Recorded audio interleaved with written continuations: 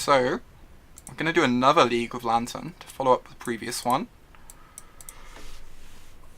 This is one of my favourite decks to play, so I'm looking forward to running a second League of it. Oh, I love Padim. I really like Padim. I've played Padim before on the list. Like, of the free cards BBD swears by, Padim is the one I've had really good experiences with, compared to the others.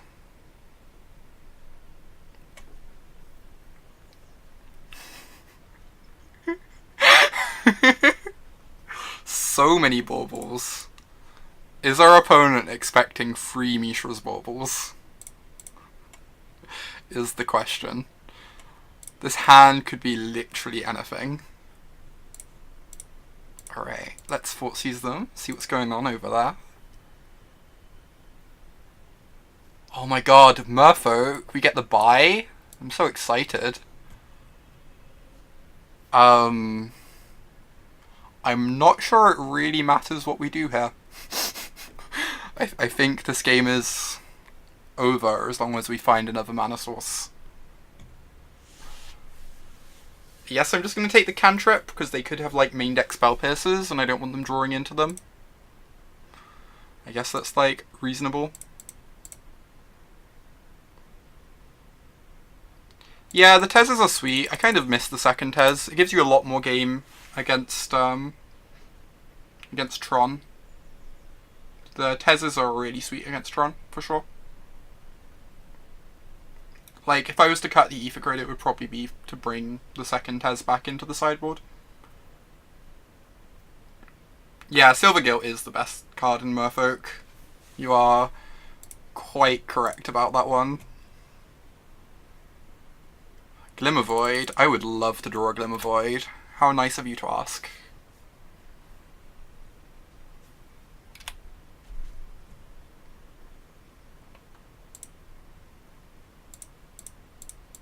Get down our bridge. Opponent may well scoop here. We shall see.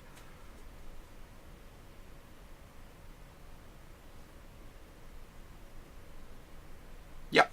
Opponent has no artifact removal pre-board. We only have 1 card in our hand. We're on 20. They just decide they don't have any chance. Do I have a guide for Merfolk written down? I don't think I do. Imagine it does not involve changing much. So against Merfolk, we're worried about Hurkyl's Recall and counter spells. We're probably not changing much. This Grafdigger's Cage does actual nothing. The Pithing Needle is quite bad because they only hit Ether Vial. So Tron is a really hard matchup for Lantern. I think Jund is pretty good against Lantern. The Bant Coco decks are a nightmare. I really hate playing against Bant Coco, especially now they have Jace. It was like bad beforehand, and now they have Jace as well. I think the Abzan Coco decks with Devoted Druid are reasonably good against Lantern. And I dislike playing against specifically blue-white control. I think other control decks are fine matchups, but specifically blue-white. The lists tend to be a lot better against you. Witchbane protects against Hurkyls, so it might not be the actual worst thing in the world. There are just like so many mediocre cards in the 75 against Merfolk.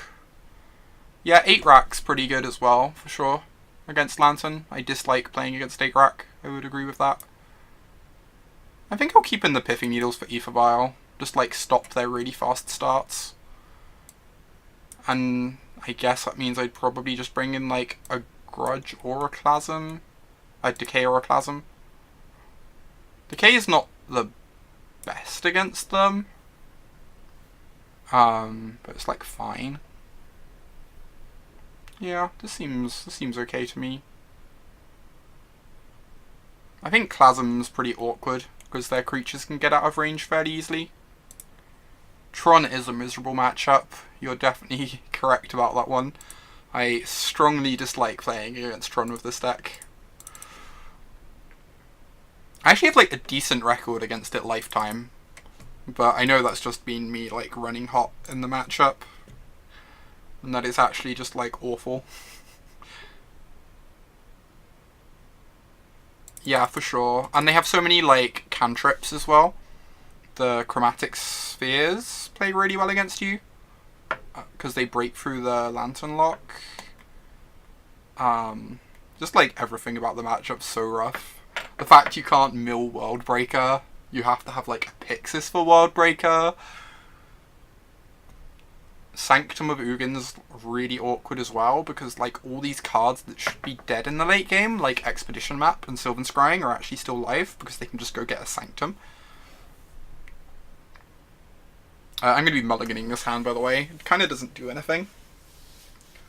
Like, we have the Whir to go... I think I'm mulliganing this. This is like another close one. I wish I knew what the bauble was turning into.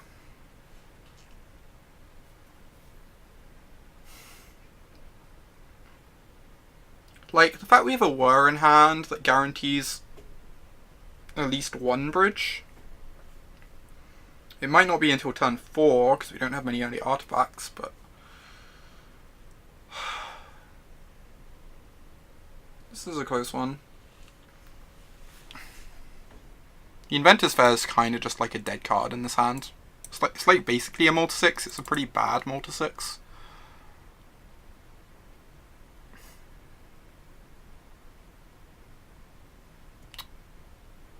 I'm actually going to trust my gut on this and mull this.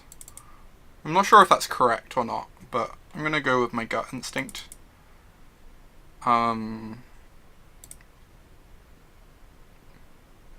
Sure, whatever.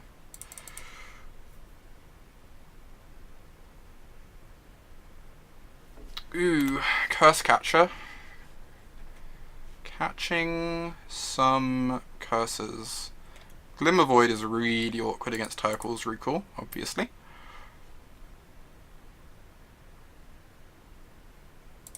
Anyway, let's just... I'm actually going to lead with Thoughtseize here, because they're probably going to counter whichever one I cast anyway. I might as well make them counter the one that costs me a life. All the cards we care about get hit by Inquisition, regardless, so... It's not like we need the extra versatility of Thoughtseize against them.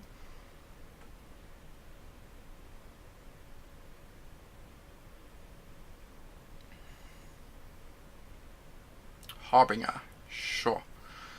I'm gonna sit on these baubles because we already have stuff to do with our mana next turn, and this way if we find a mill rock we can turn these into scries, which is really nice.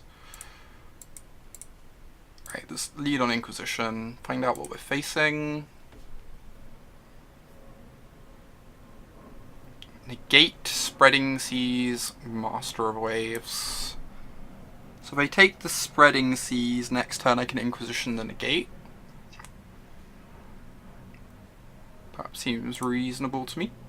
And they're just going to have like no clock this way. And this stops them Spreading Seizing me off black mana. Right, we can take a Shredder or a Lantern. I kind of just want to take the Shredder though, because the Shredder combines with the baubles to give us scries, which I'm really into the idea of.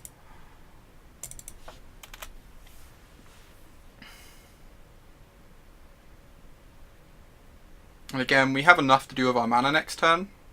So, seriously, George? No, Grixis Delver is so unreal. Like... I don't know, just like whenever I play it, the deck feels so efficient and versatile to me. And like my win rate with it, I can't imagine... I've never had a win rate in a format with a deck like my Delver win rate without the deck being like the consensus best deck. You know, like Team or Energy was or whatever.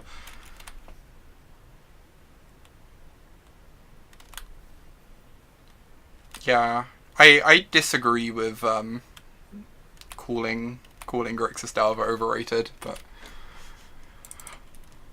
this is pretty scary. They're amassing a force now. We probably only have a couple turns. There's the whir. So let's Inquisition them. Take the negates. They have a Master of Waves. I'm gonna bauble myself here. So next turn I'm taking 3, 4, 5, 6, 7, 8. So it's not actually a 2-turn clock. Yeah, I think it's like fairly rated. I agree, Nucleo. It's kind of awkward because if we hit a land, we need this bauble in play in order to whir for a bridge. But if we don't hit a land, we'll have like really wished we sacked the bauble. I think I'm gonna sack a bauble here. I guess I could wait. We get less value out of the scries by waiting, but I doubt we're gonna want to sack both baubles anyway with a whir in hand, since they're like contributing towards the whir. That sounds reasonably true, George.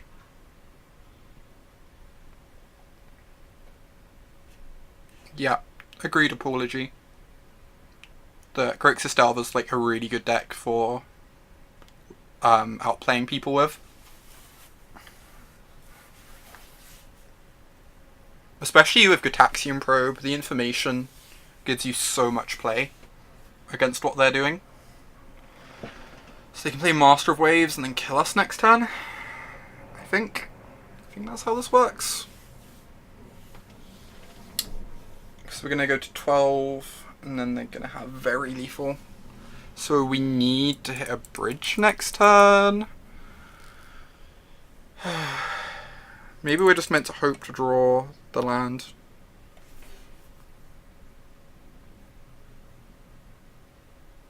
Yeah, it's so good, Nucleo.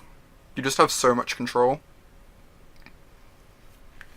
So if I don't do anything, I have like 20-ish draws that win me the game. If I do something, I have to hit. I think I'm just meant to not do anything here. It like sucks to feel like I'm, you know, not trying my hardest and sacking these baubles and stuff. But I think not doing anything gives us the highest chance at winning here. Weirdly, we're like 40% to hit a bridge this way, with because any mana source gives us bridge. Whereas I think if we sack baubles, we just go too low on artifacts. Wow, milled the Mox Opal. Regret.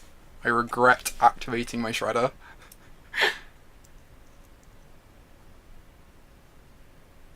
Probe is pretty toxic, agreed.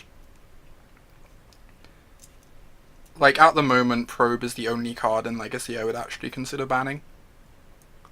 I think Deathrite Shaman is incredibly pushed, and kind of problematic in a bunch of ways, but essentially fine, whereas I think it's not a mana source. So brutal.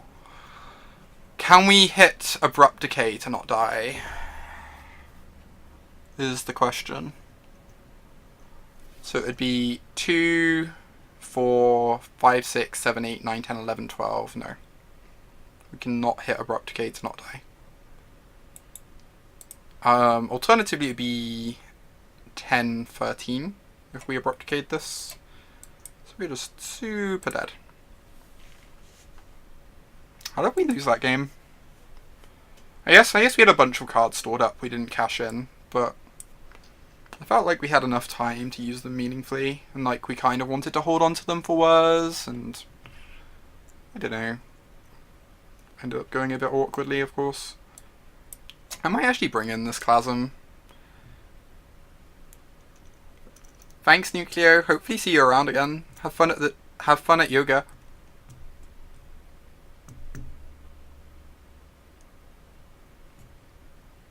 I think I will bring in this Chasm. Like, a bunch of our cards are just so OP. It's probably better than some of the other ones.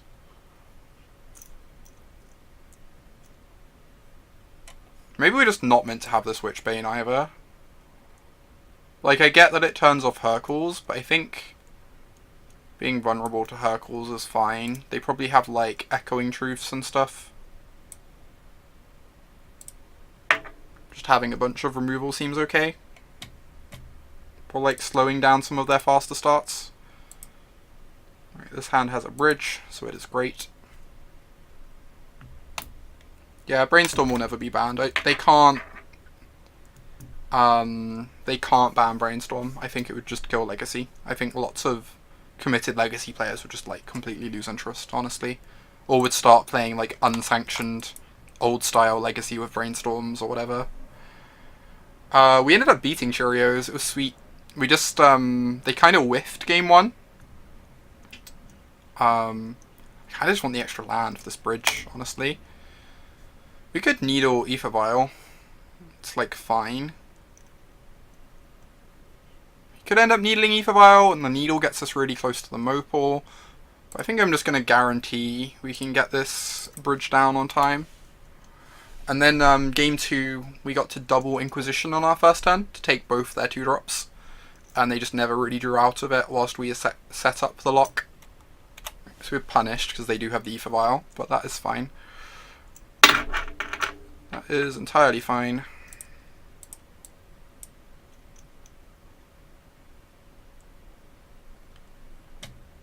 Take the Shredder.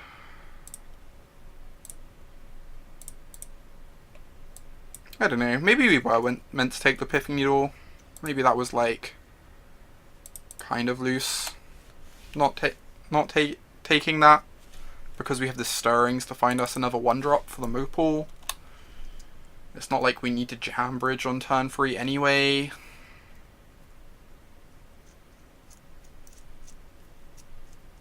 Because Mug Fanatic is the best card ever printed. Oh my gosh. The dreaming is real. They could very reasonably have Surgicals in their board, so I'm not going to mill myself. I guess there's literal no damage to milling them though.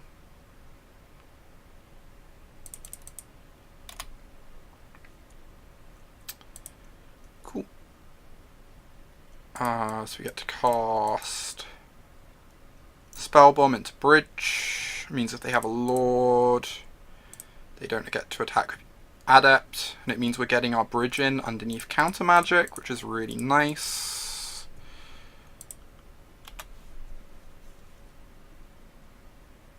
Ember Hauler would be so broken with damage on the stack. Oh my god. I have to check this one. Ember Hauler.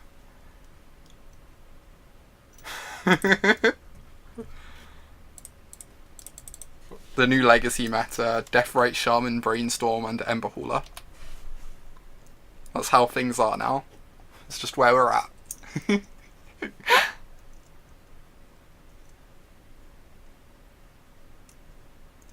Opponent is done. Okay. Ensnaring Bridge. Strong magic card.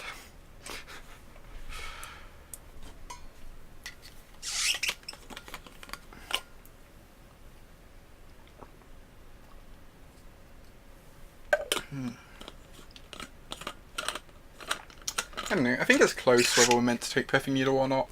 Turn 1. I think in retrospect I probably should have taken it. Like, certainly one of the ways we could lose is like they stick an Ether Vial and then just hold up Counter Magic every turn for the rest of the game whilst vialing in their creatures, and Pithing Needle fights against that. It was kind of lucky for us, they just tapped out for Silvergill Adept instead on turn 2.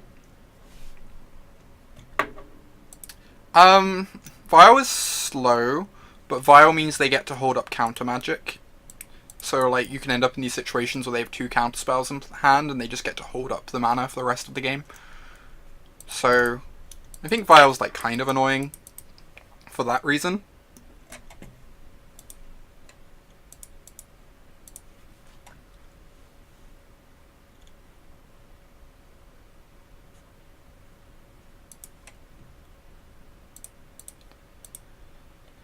This is unexciting, but fine.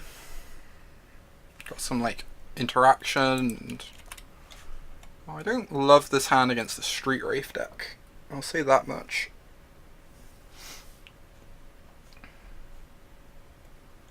What? I'm confused. Oh, is this the really bullshit Hall of the Bandit Lord deck? This has to be the bullshit Hall of the Bandit Lord deck, right? It's like the only thing it can be. I really hope it is. That deck's hilarious.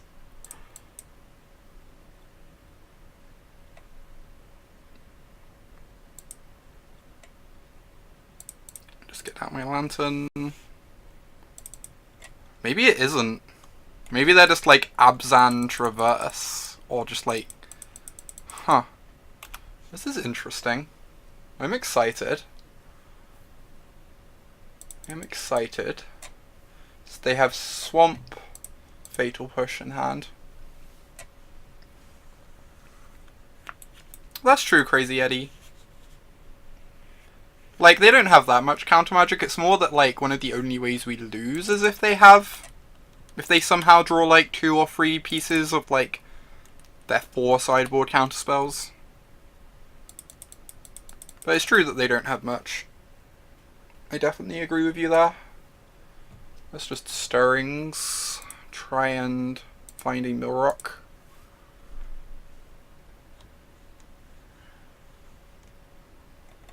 That is a Millrock.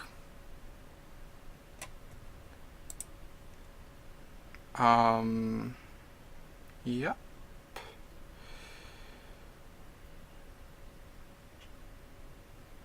And just get down on Millrock. I could mill this Traverse because it could go find an Eternal Witness. But I think I'm just going to pass the turn. Yeah, they're cracking the Catacombs anyway.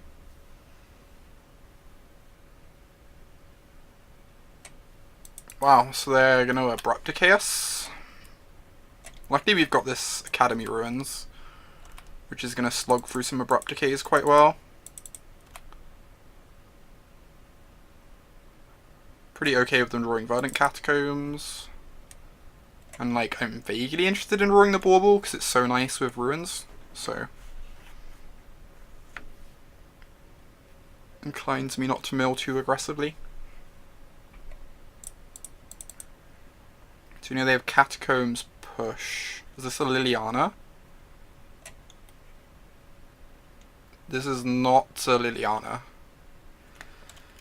Okay. We've entered the weird bit of Modern.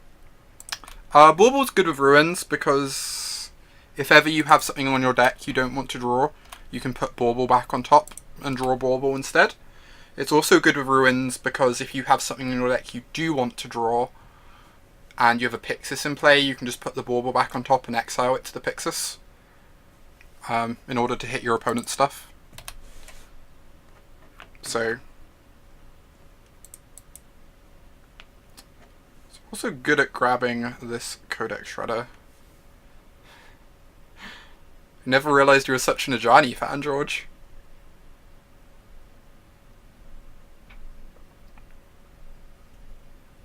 Yeah, they're pretty minor, but I think it makes Bauble better than our average draw. You love all Ajanis. I'm kind of sad that the Aether Revolt Ajani was like a bit trash. I'm gonna sack this Bauble to draw the Shredder, and then I can Whir in their turn. That sounds pretty great. So at the moment, number 1 priority is finding a discard spell, because we don't really know what's going on in their hand.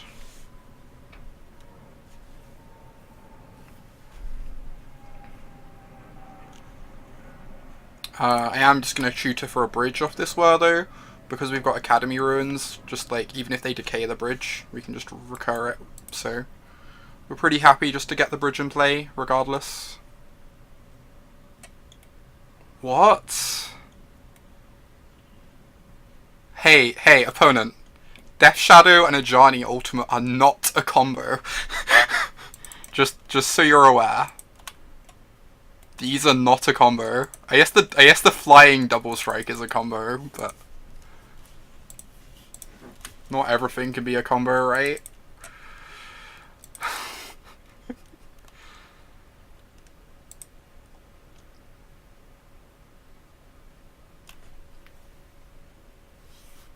It's a white Battle Rage. It's kind of adorable. I'm actually kind of into it. Like, it's a Battle Rage that does something in grindy games, right? It's a Battle Rage that does something in grindy games. So I'm gonna just grab a bridge.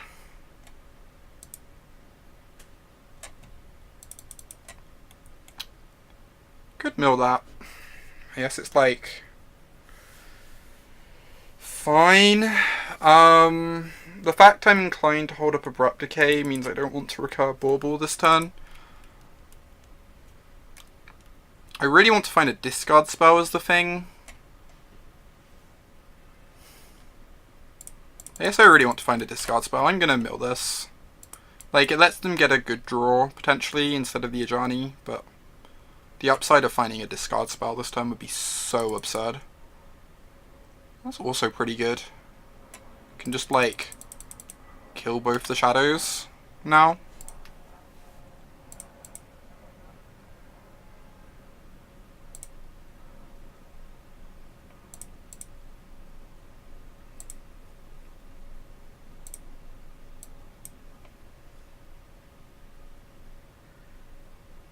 I guess we have a bridge in play, so we might as well target the smaller one, since we have the Abrupt Decay for the bigger one anyway.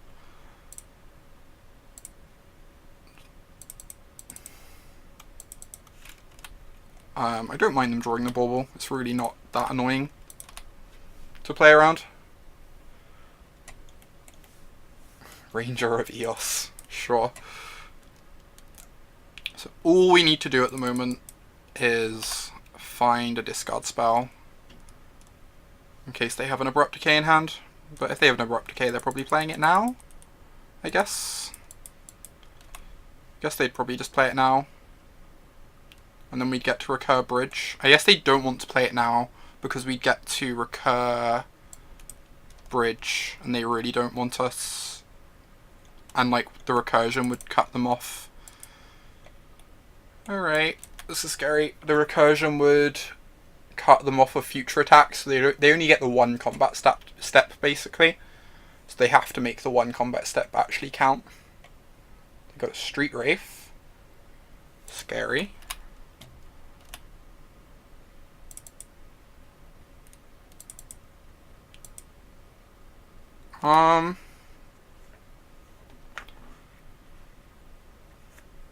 Yep, yes, I'm just gonna mill myself. Wah. So the fact we have a whir on top means we're not going to be able to... Like, we can hold up Decay next turn, but... I'm just going to get this Decay out the way now. I suppose...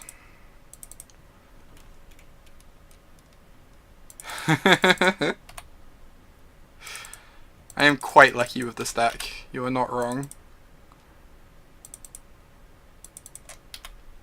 So they drew a Lingering Souls, which does not matter in the slightest. I'm just going to pass the turn here. I'm very inclined to not whir for bridge yet, because I kind of want to draw that Shredder, so I don't want to shuffle it away. And we don't need a bridge in play this turn, so I'm just going to wait. Seems great to me.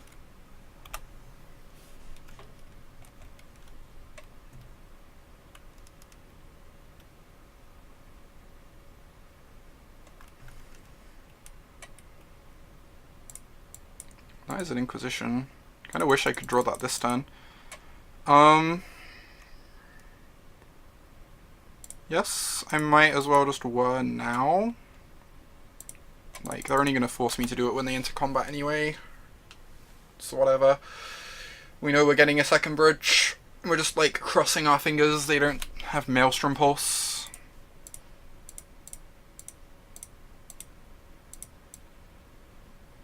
I guess we're only taking 3. Whatever.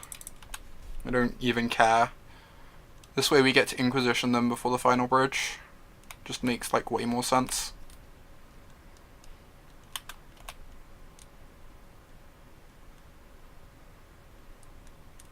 Yep.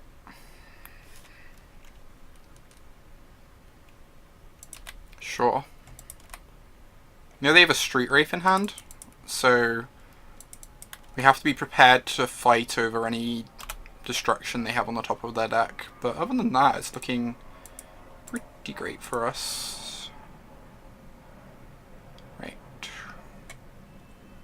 Cool. So we now know that all they have of relevance is a Street Wraith. So I'm going to take 7 here, because then I can draw the Shredder.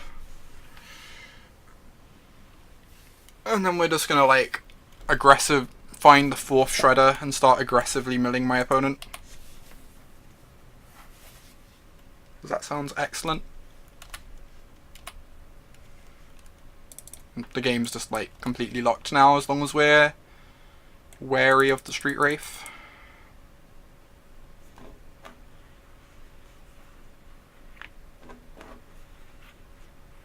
Okay.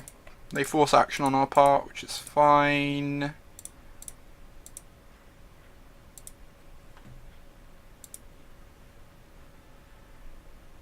I guess we knew they were casting this anyway. Or that they had that in hand anyway, so maybe it's technically correct to just, like, were already so we don't take the combat damage. It's probably not too relevant either way.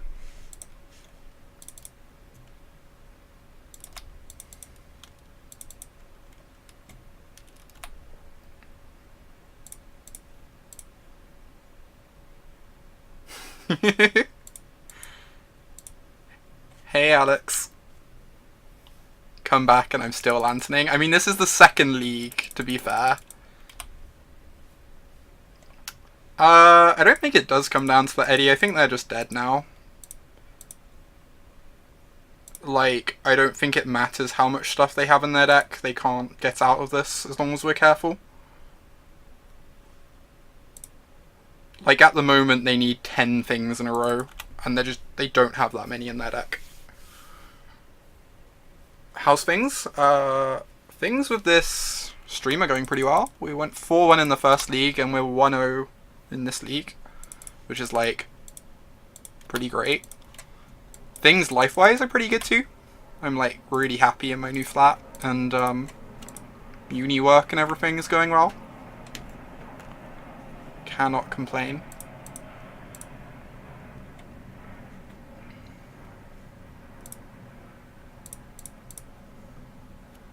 Let's get rid of this Glimmer Void. That is an Abrupt Decay.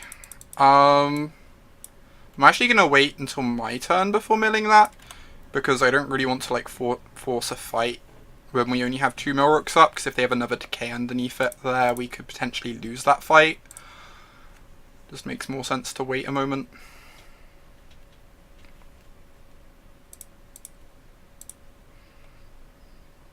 Since, like, we're so unlikely to need all these Milrooks in their next turn anyway.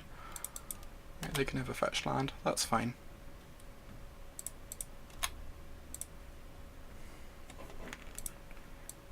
Let's just get this out of my hand so I don't die to spirits.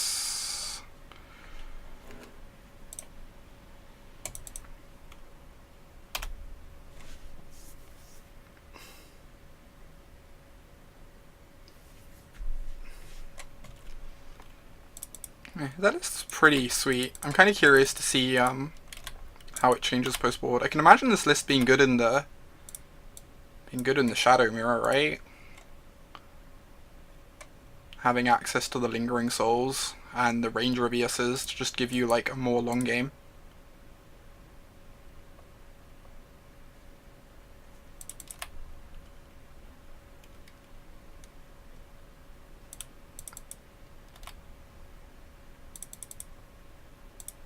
Gonna draw this Inventor's Fair.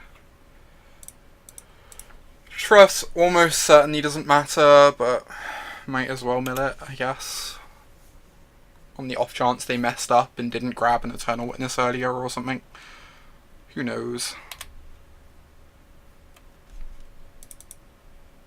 Opponent only has 24 cards left, so this should take 4 turns, and then they're dead.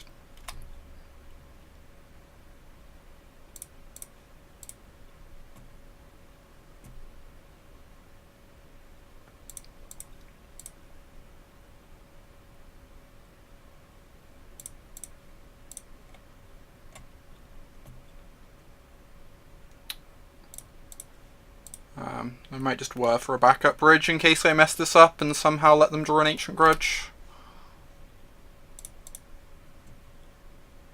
Abrupt Decay, I mean. I always mix up those names for some reason. I'm not sure why.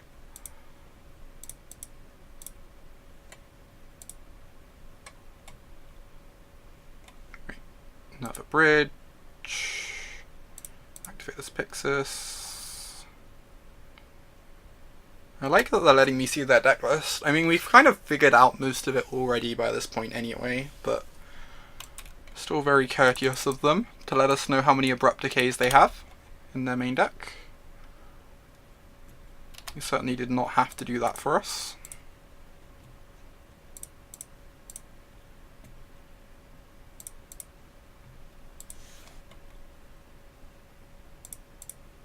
So far we've only seen 2 decays, I think.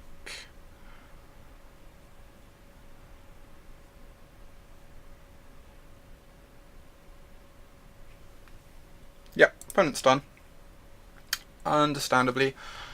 Alright, Abzan Shadow. This is interesting, because like we kind of need answers to Stony against them, which we don't need against the other Shadow decks. So might alter my sideboarding a bit from normal because of that. So we can take out this Grafdigger's Cage. We want these Welding Jars for sure. We definitely want this Search and this Padeem. Although Padeem's a bit awkward against Lingering Souls. I'm actually not going to bring in Padeem. I think Padeem's a bit bad against Lingering Souls specifically. We're just like at risk of dying if we get stuck with even one card in hand. I want some answers to Stony. And I think I'm not interested in Tez. Normally I like Tez against Death Shadow decks, but the fact they have Lingering Souls makes him seem worse. Let's bring in these ley lines. I think these are the cards we're bringing in. Witchbane seems trash. Can probably pick... I'm a bit worried about Explosives, which makes me kind of want to keep the Needles in. The Spell Bomb is garbage. For sure. We can cut a Pixis.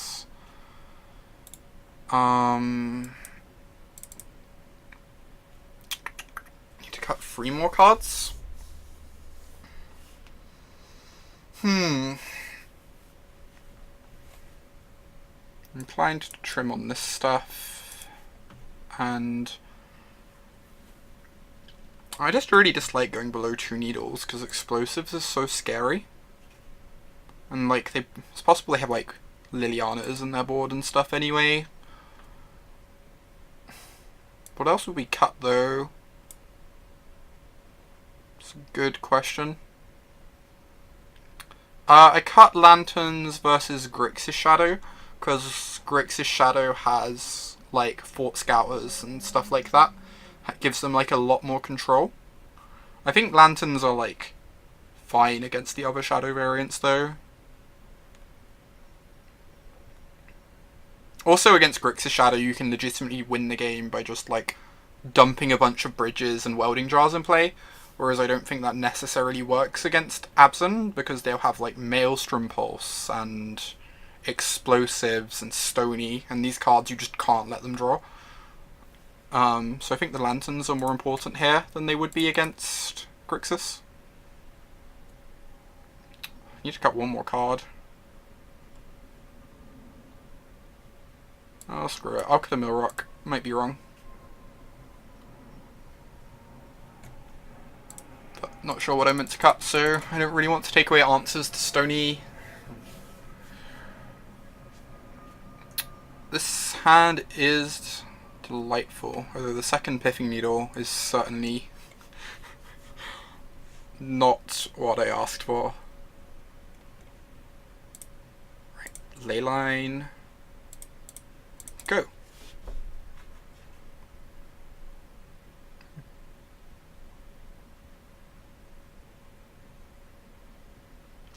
Nice discard spells, opponent. I'm looking forward to seeing how many discard spells are in their hand with this Thoughtseize. Oh my god. I'm so happy. This is great. This is delightful. This is delightful. Oh my god.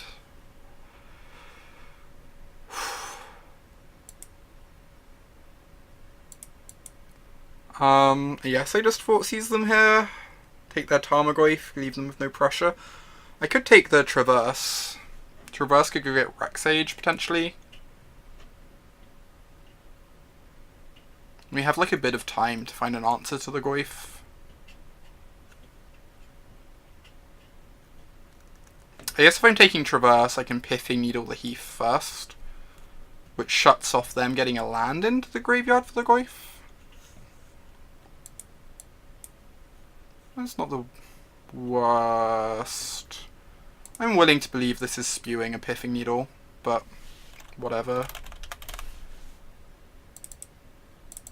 Just keep the Goyf small. And take the Traverse so it can't go find like a Rexage or something like that.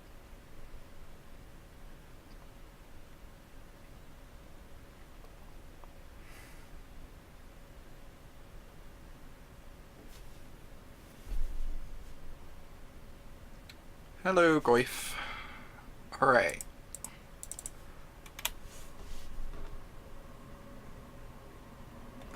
That's a really nice one. That is a really nice one. Let's cast this Lantern, see what's going on the top of their deck. Death Shadow. Okay. Very decent chance they can't get their life total low enough for that Death Shadow to matter. Heal Spellbomb Traverse. This is interesting. So if I take the Traverse, I can Needle the Spellbomb. And then their Goyf will just stay as a 1-2 and they can't cast the Death Shadow. The other option is I take the Spellbomb and then next turn I get to Inquisition the Traverse. Or I probably just mill away my Inquisition though instead, is the thing. I guess I'll just take the Traverse and Needle Spellbomb. Just like leave them with a 1-2. They have no pressure that way.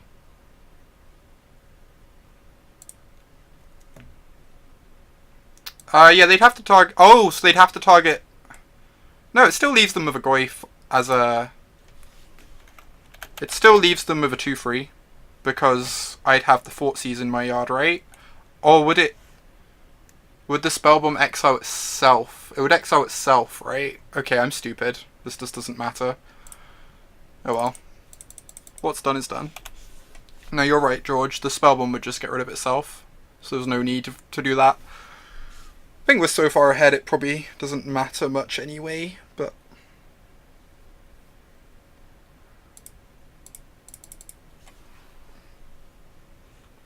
But you're right, that the Spellbomb does target. Look at this tech, making their Goyf bigger. 1 mana, give a Goyf +1/+1. I like it, opponent. I like it. So we can get the Shredder down.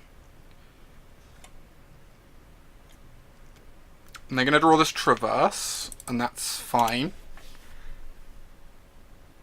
This game is pretty great, you're not wrong. This is very silly. So the Traverse is in the hand. We can Inquisition it away if we want. If I mill this Darkslake Shores, it makes their Goyf bigger. I think that's fine though. It's still only like a 5-turn clock. And we're gonna have to start milling lands off ourselves sooner or later anyway. Right. That is a Whir of Invention. That is a good magic card. Take this Traverse.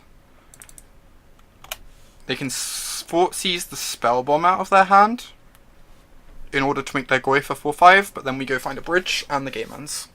So we got that going for us. This game is so stupid. This is the second Thoughtseize of the game that my opponent has cast on themselves to get rid of a dead card.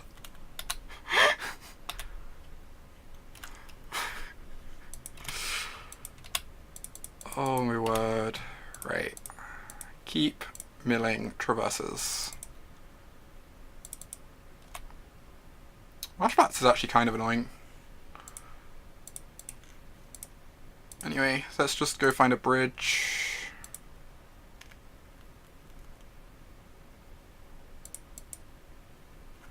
Oh. I guess if I'm dumping an Opal, I can do it this way to stop myself taking a damage. It also makes me less embarrassed about the fact I'm main phasing the Whir because I'm lazy.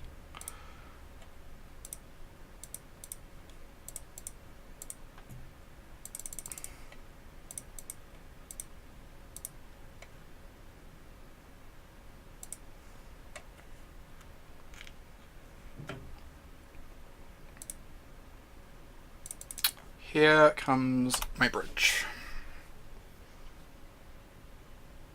Cool. Get to start milling ourselves, finding more mill rocks.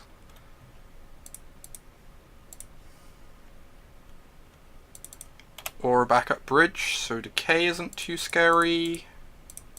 That's also fine. I'm going to set an upkeep stop so I can just F6 here. Right, they are not cracking the fetch land.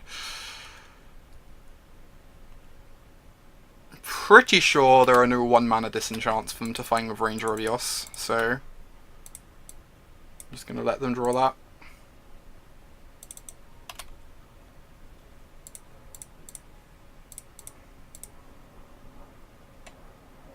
I guess I should wait for them to like resolve the Ranger trigger before worrying.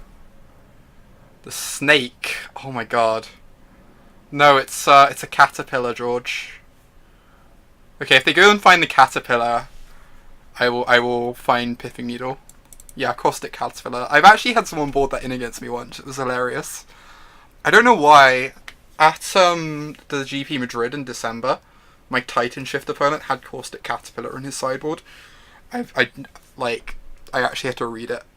I was so surprised to see it in Modern. I don't know why you'd play it over. I just don't understand why you play it over Rexage. I guess it's like okay against Affinity, kind of, because you can instant speed it, but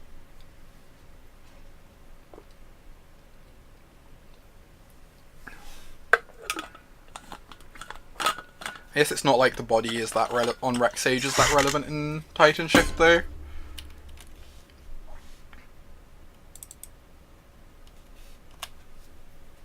Right, let's just mill them. Find another mill rock.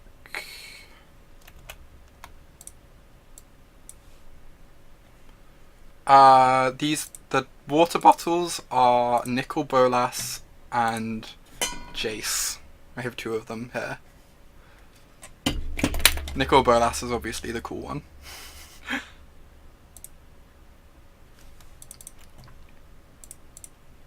Right. Kinda don't want to mill away that swamp for them, so I guess I'll just untap and accept him drawing a Thoughtseize that can take their Ranger at least. Just like whatever.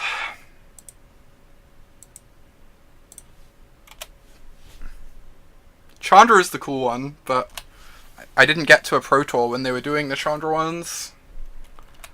Chandra's the one I most want. Like, even more than Bolas, I think.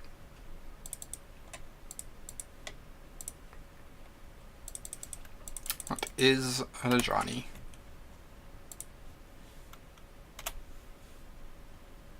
Bolas is roughly 15 times better than Chandra. That is a strong statement.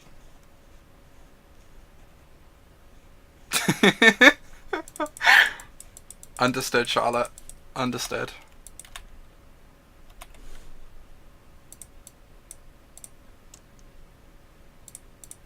Dupe.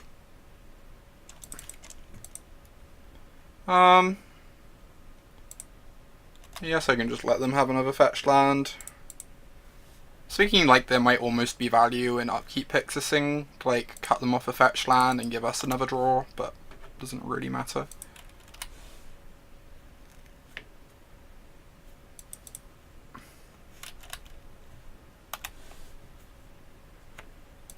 Right.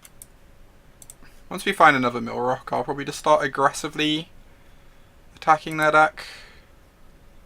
Like, it's pretty much impossible for them to get out of this now. Unless we mess up. You've run the numbers. It's really annoying. I want to start milling them, but letting them draw things that have been Pithing Needled is really funny to me. Like, I gain deep satisfaction from them drawing these Windswept Heaths and Needle Spell Bombs, so I'm gonna wait one more turn because of that.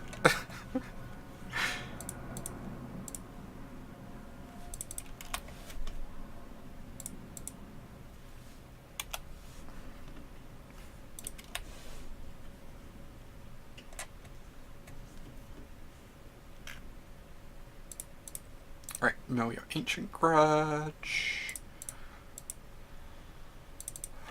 Sure.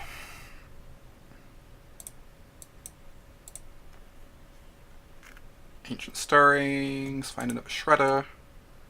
As if this game wasn't already super over.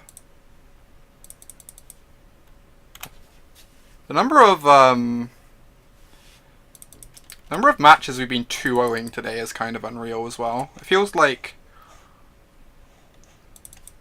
we're gonna be 6-1 after this, but I think like 4 of those wins were 2-0s, which is kind of silly.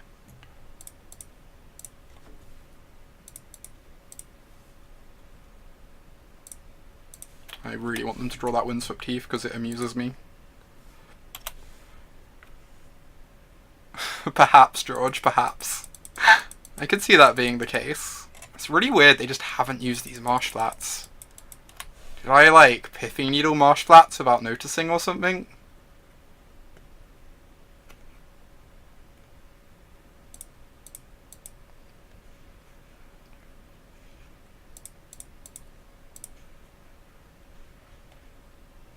Oh, another Heath. Alright, they're going to have the playset of Windswept Heaths in play, and I'm going to be very happy.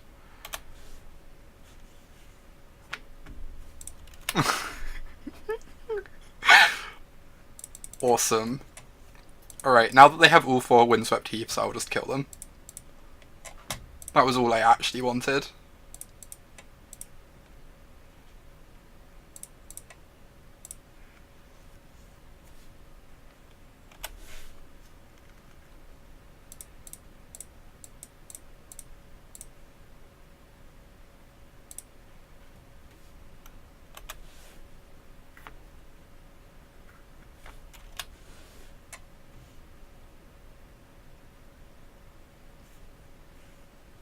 Opponent, please. You're dead. I know you don't want to accept it, but... like... sometimes you just have to come to terms with your own mortality.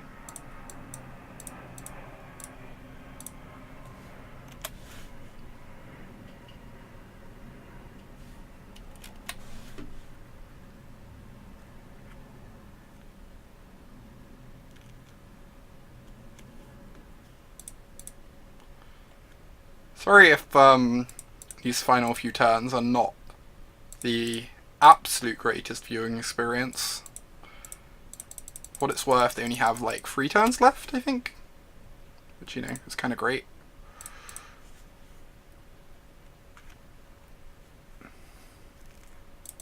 Bitter Blossom, sure. You can have the Bitter Blossom. I think Bitter Blossom might be like my favourite piece of Magic art. I could see that being the case. I have an unreasonable amount of love for that card.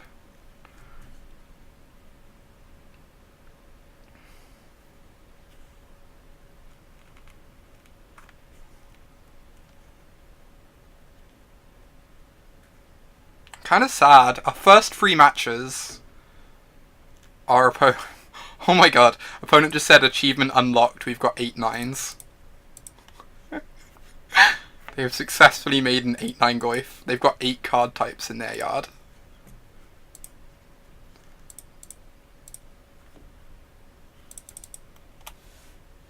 Yeah, the art is so gorgeous. I kind of need to, like, find a print of it to hang up. When did this deck become a deck? Yeah, I guess the question is which one. Why am I doing all this main phase? I guess I'm not actually killing them, so I should wait, right? Not that it's likely to matter. Lantern. Lantern became a deck about 3 years ago. When Zach Elsick... I think he first, like... I think he, like, top 32 to GP with it, and people were like, huh, what is this weird deck? And then, like, some number of months later, he won a GP with it. And, ever since then, it's sort of, like, been growing from there. Yeah, it's existed as a concept from long before that. It started on, like, internet forums, messing around with the concept. Because, like, the idea of taking all the win conditions out of your opponent's deck is this really, like, cool thing to lots of people. So that's probably been around for years. Like, since, like, early into Modern's history.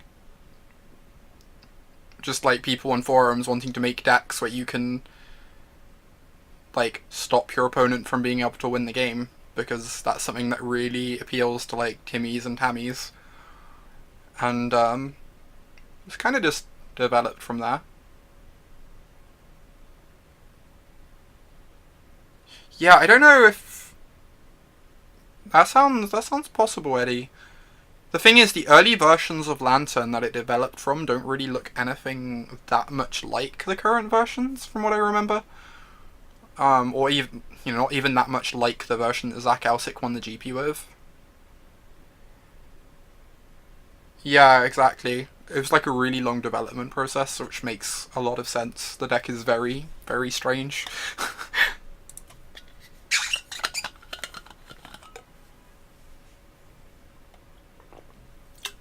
Hey, we get to be on the play. Not that that really matters with this deck much. Sounds probably a keep. It's pretty rough. It's pretty rough. Like, it's almost flooding already, right? But it's got a fast bridge, which is nice. Yeah. I think the changes were, like, basically entirely Pieta, from what I understand.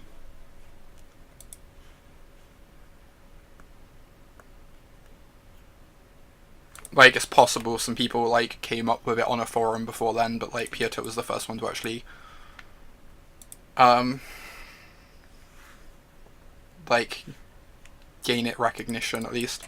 Oh my god. Not the bridge, not the bridge, not the bridge. My hand got worse somehow.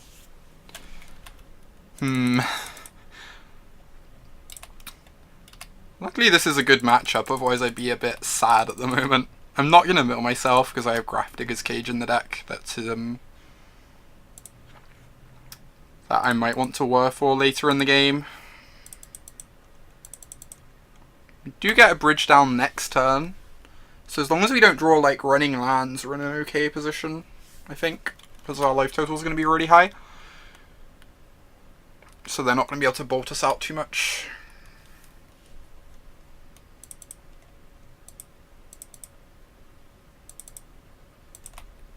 We did get punished for not playing Mopal, George.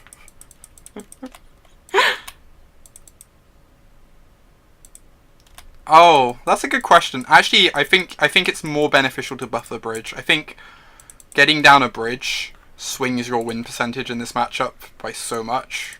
Yeah, I think you're right. I think it's I think the thing that matters most is making sure we just get bridge in play. I think it was if we knew they were burning and Koreaing, we would have not played out Mopal.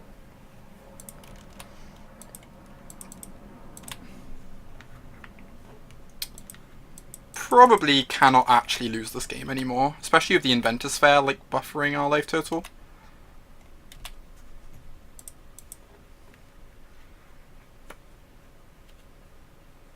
Could not honestly answer why I'm not milling myself here now,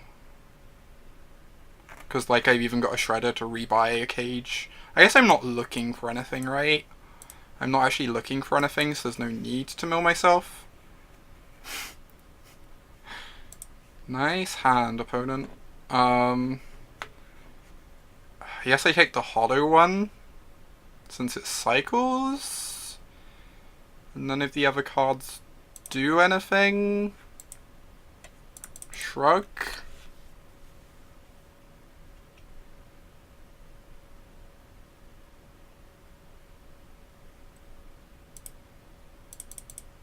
So you get a Goblin Lore. Kind of tempted to just make them never draw a second land this game, because that finds like a a fun sub game. Fort sees you, keep it. You know, right? I want the sub game of make sure they never draw a second land, because that sounds delightful.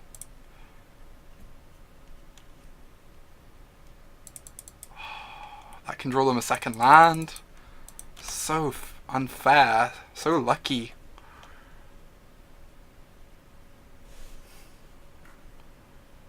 Sure. Deal.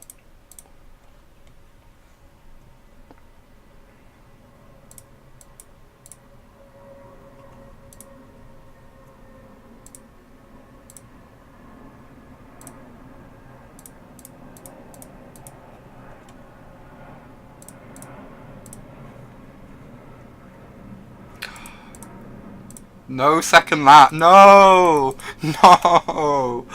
Oh, my heart. My heart is broken. Shattered into pieces. I'm so sad now. They get to cast their spells and everything.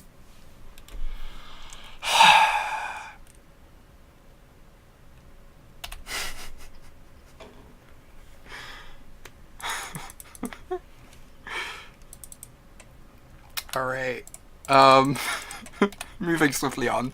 I'm gonna start just trying to find a Witchbane Orb, I guess.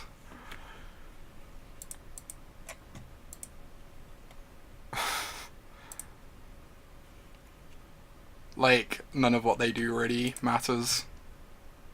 I guess I could mill myself into a Thoughtseize here and that would be kind of heartbreaking. Sure, I'll just draw the Mopal. Hey, Witchbane Orb. Cool. We probably don't need an orb. I don't know. I'm finding something to do with my time. Gotta entertain myself somehow.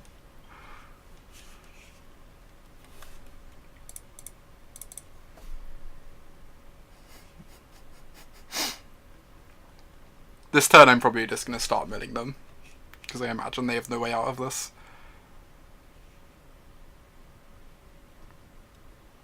Yeah, I think you're right, George.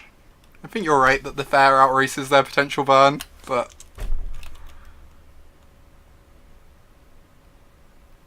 like, I'm not convinced anything actually matters anymore. They're gonna put us to 2. Scary. Well, they didn't even get a black source. Cool. Opponent is done. Right, so we want the cage, we want these jaws.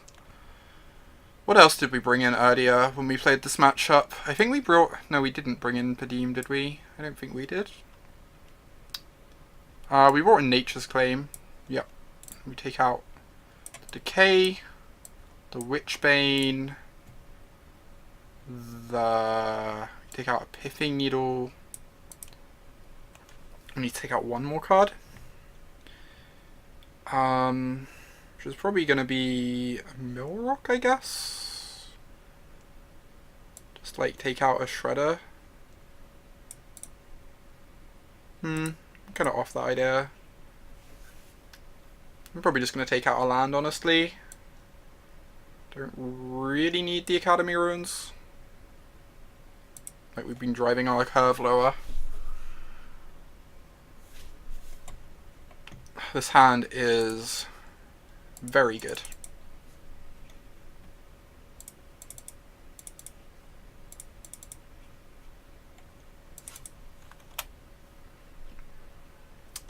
Hopefully they don't have a turn 1 hollow one. Wow. Double Street Wraith. Okay. That did not go as badly as I thought it would.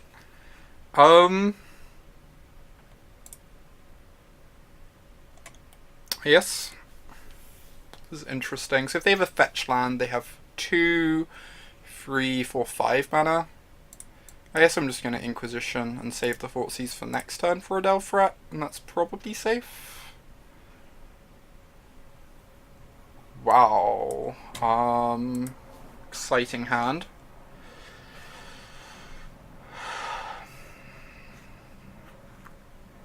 So if I take the Lavamancer this turn, I can take the Grudge next turn. That makes sense.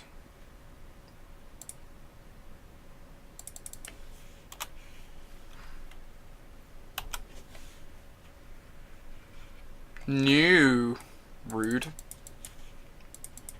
So we need to find an answer to the back half of the Grudge. I'm tempted to Stirrings before Thoughtseize, honestly. Or before Inquisition, rather. I guess we know what we're taking, right? But sounds actually a bit awkward at the moment. I might honestly want to take a third land. Yeah, I think I'm going to take a third land here. Like, not getting the Lantern's a bit sad.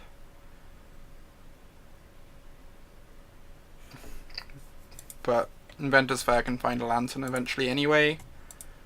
And it's going to, like, soften us against their clock. And show we just start jamming bridges next turn, which is nice.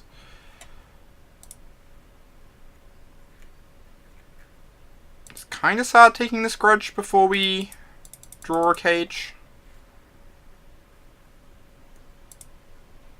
But, it's fine.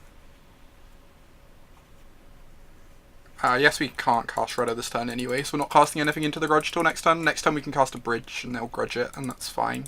We'll move on with our life. It'd be great to mill their Stomping Ground, it would. Do they only have the one Stomping Ground? I assume that's the case. They're like really light on green mana, right? They just didn't play anything? That's weird. I'm still just going to jam this Bridge. They want to Grudge it. That's fine, as long as they don't play a Grudge from hand. If they play a Grudge from hand, I'll be really sad, but depending what we draw next turn, could even go like all for a Cage. But I guess they're using their Grudge now, so we don't really care about Cage. We can like save this to go get a Lantern in a turn or two. Really just hoping to hit a land next turn, that'd be great. Hey, it was great. So, let's Thoughtseize them. See what's going on.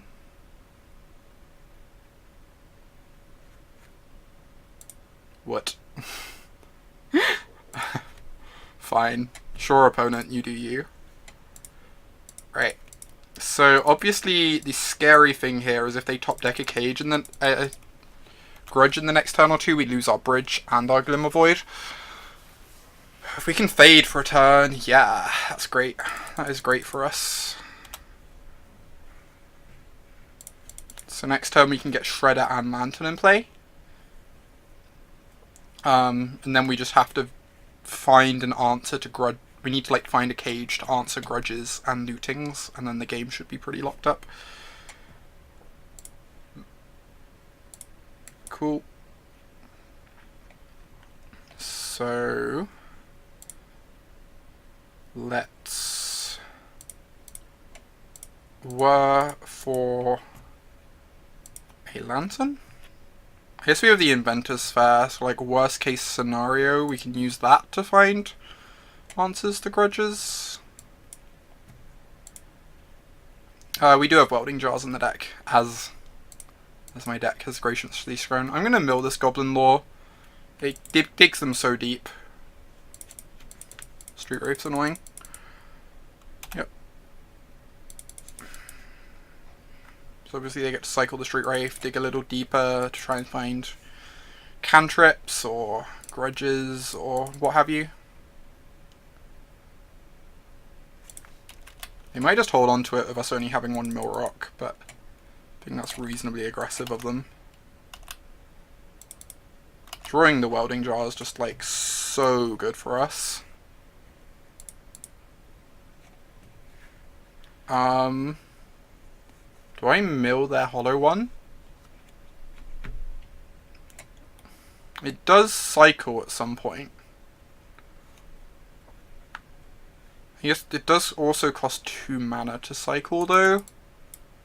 I think I'm fine with letting them draw it, because once I untap and put a cage into play, it's going to be really hard for them to actually break through what we have on the table. And the fact that Hollow One costs 2 mana to cycle means it's really unlikely they actually get to find anything off it this turn, right? Am I milling the Faithless Looting? Probably. That one's probably too good. That digs them 2 cards deeper to a Grudge. Oh, fuck me. That's so good. So reshuffle here.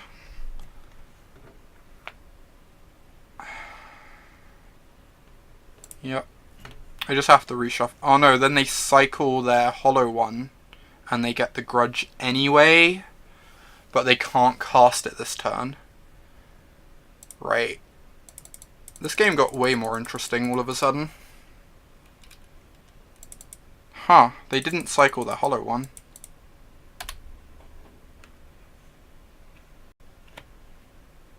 They should probably have cycled their Hollow One there,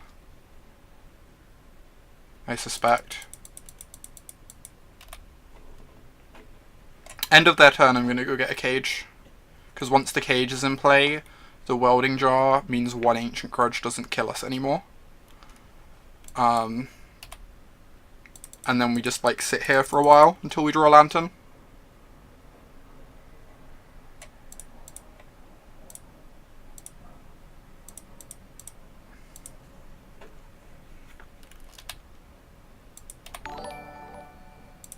Hey Phil, thank you so much for that sub. That's awesome. 8 months of subscription. I really, really appreciate your continued support. Especially considering I had a few months there where I like wasn't doing that much in the way of streaming.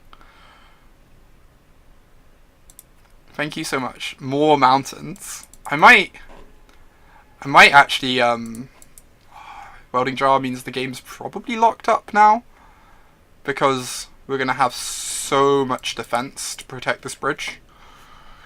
I might actually play some Titan Shift or something at some point soon. It's been a while. I kind of like the idea of Bloodbraid Titan Shift. Have you tried that out yet, Phil? It looks really fun. Right, I'm going to start aggressively milling them, because at the moment any Grudges we mill they can't use. So like, if we manage to mill any Grudges, we're just effectively reducing their number of outs. Right, mill you.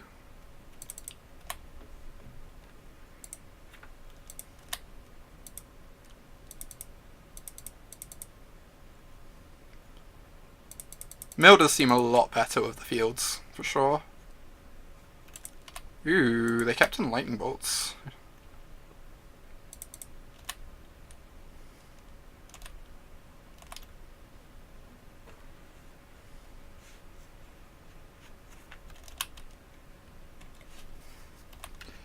Right. So we're kind of just like sitting around here. Even though it looks like we don't have that much control over the situation because we don't have a lantern, like, it's fairly likely we've locked the game up unless they have some weirdo sideboard card like Shattering Spree. Something like Shattering Spree would let them win the game, potentially. But, they'd really need something like that to stand a chance.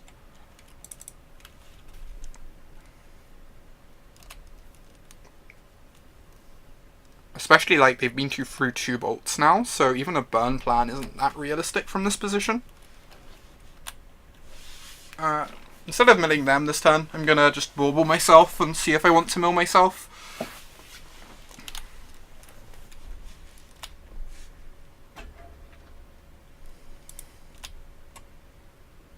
Because, like, even though we don't really need a lantern here, finding one would be kind of nice, I guess.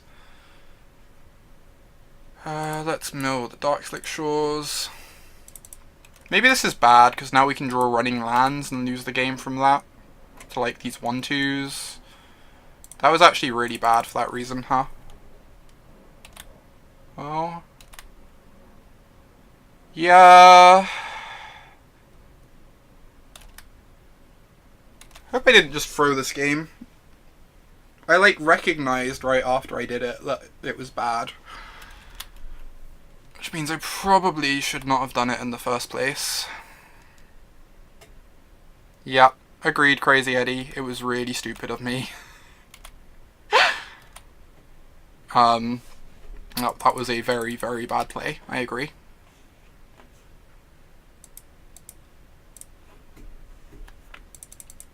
I recognized it, like, the moment I did it, but hey, we're fine.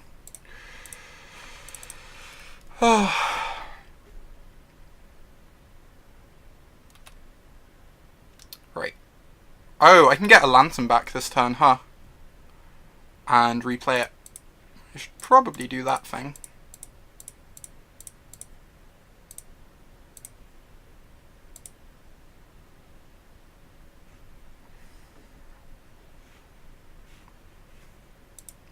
Look at me remembering that Codex Shredder has other text.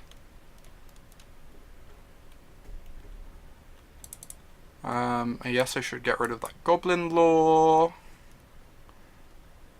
since it digs so deep into their deck.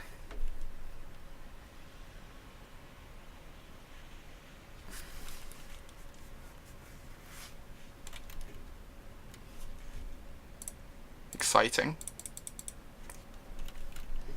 Opponent on the Hope We've F6 plan.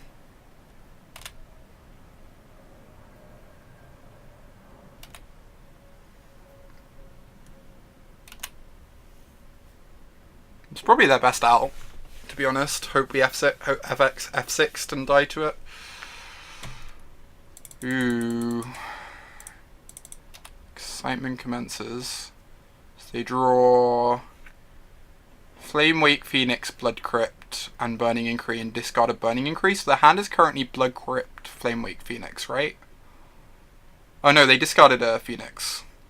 So it's currently Blood Crypt and a mystery card. Okay. The mystery is gone.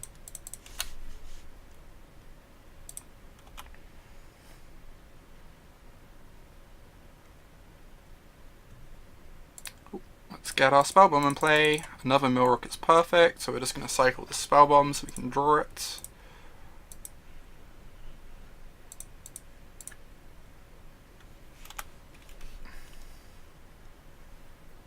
I'm going to mill that hollow one because it cycles, which is like, yeah, opponent's done. I am going to be back in about 1 minute, and then we're going to continue this league. We're 3-0 at the moment with Lantern. after our previous 4-1 league, so I'm kind of excited. I'll be back in 1 minute.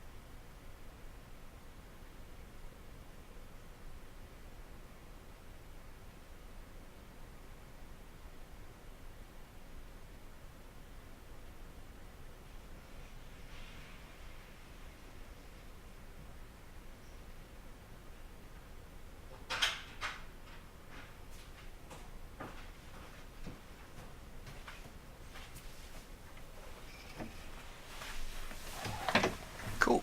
And I am back. 4-1 our first league with Lantern. Now we're 3-0 in this one. Let's see if we can get another solid finish. Skirpa Ethergrid still hasn't looked terribly exciting to me, but if you're enjoying the stream, by the way, I stream probably like 3 days a week at the moment. Basically when I have spare time to.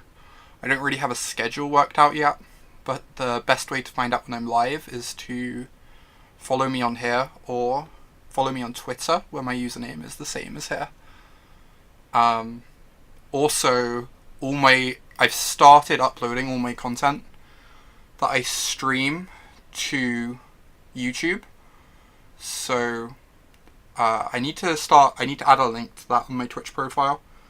But I link all the YouTube videos on Twitter after they're uploaded. So it's pretty sweet. Also, I should probably give a shout out to my podcast I'm on, Proven Combatants. It is awesome. So go listen to Proven Combatants. On MTGO you do. So the Ethergrid isn't about having a faster clock. It's about helping you like grind through decks with like loads of Eternal Witnesses and Katakis and stuff like that. Because like that's the only way you can really deal with that sort of shenanigans. But I'm not convinced it's good either.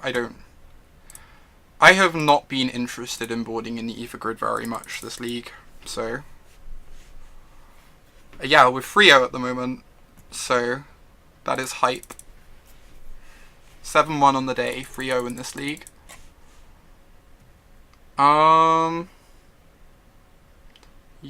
Guess we should lead on Spire, because then if we draw another Black Source, we can double discard next turn. Don't know which of these I'm playing. Probably this is a Shredder, because that's the one I'd least like to have discarded. That makes some amount of sense. Also, depending on what they're playing, I can get to work on shredding my own deck. Temple Garden strategy. That means I don't want to shred my deck, because Grafdigger's Cage is likely a very good draw. Right. Let's Inquisition them. Oh wow, this is exciting. Blood Moon Knight, Voice, Bloodbraid. Huh.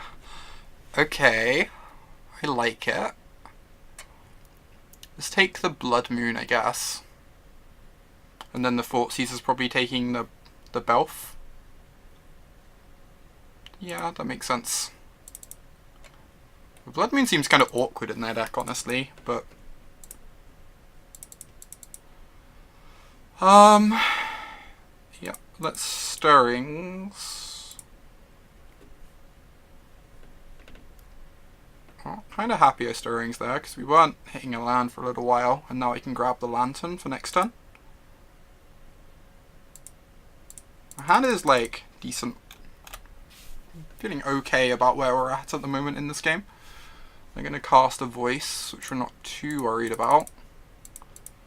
I still don't think I'm going to start milling myself quite yet. Pithing Needle, okay. So, let's play this Lantern. Find out what's on top of our libraries. The information might influence how we want to resolve this Thoughtseize. Pixis, okay. So, I can Thoughtseize them here and take the Bloodbraid. Then next turn I can just decay the Knight. And then they don't really have much going on.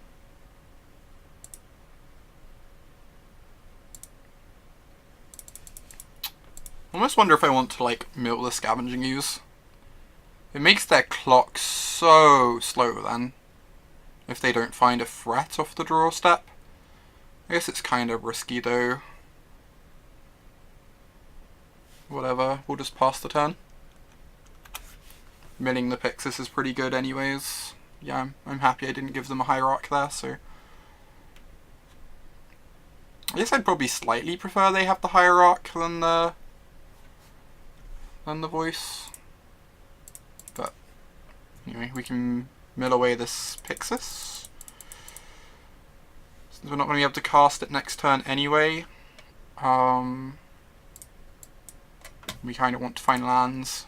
And we also need to get to a bridge at some point as well. Like another Millrock would be nice, and getting rid of the Hierarch would be nice, but we have like this spell bomb for the Hierarch, so I'm not too worried about it. So, they have Scavenging Ooze in these lands. We are definitely killing this Knight. I don't know which of these I'm casting. Because I could Pithing Needle the Canopy. The Canopy is like fairly annoying, honestly. And then they get to play Scavenging Ooze next turn. And make it fairly large. They put us on like a 3-turn clock. They give us 3 turns to find a bridge. I think that's probably fine.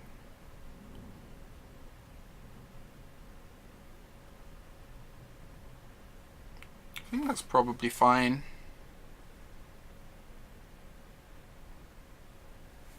Yeah, I'm just going to name the Horizon Canopy. It makes our lock a lot more secure.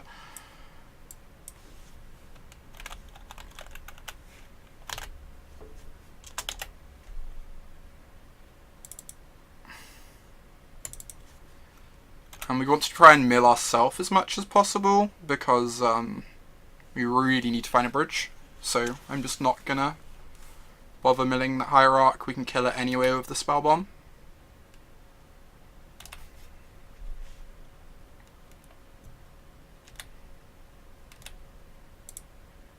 Right.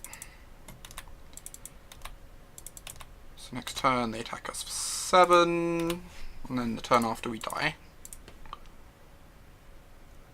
Another Inquisition's a really bad draw. I'd like to be able to hold up the Shredder though in their turn.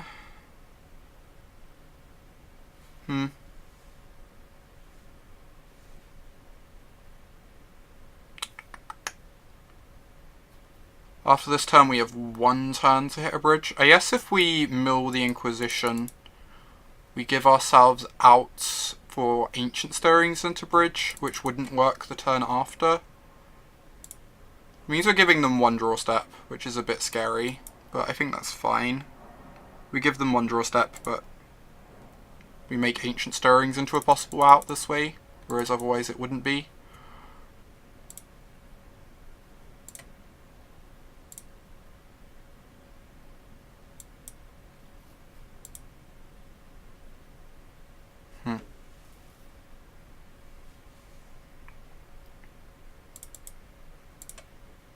Yep.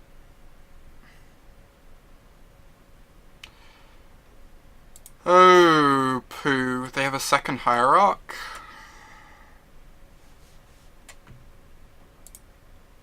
That's going to make this really, really challenging. Because now even if we hit a bridge, they're going to have a very respectable clock.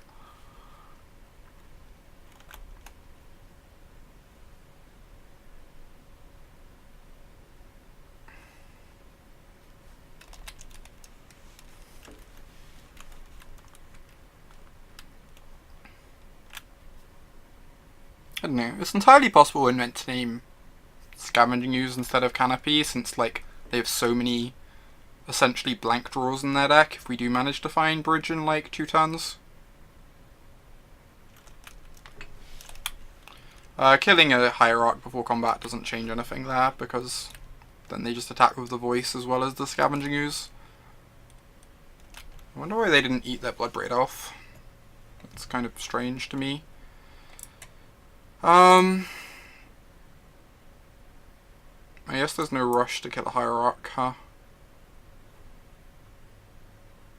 Doesn't actually change anything. I guess it changes Stirrings into bridge, so we have to kill a Hierarch for that reason right now.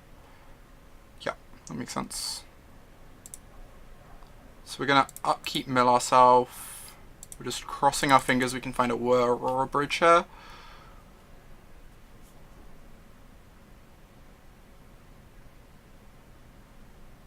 Or Stirrings would work too. Hey Alex.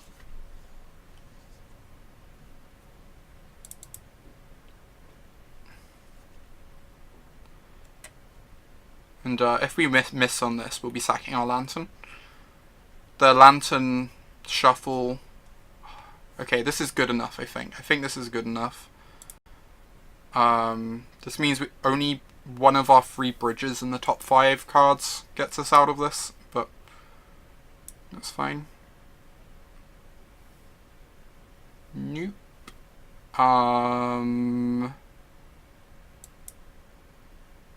Is Whir an out in any way here? No, it isn't.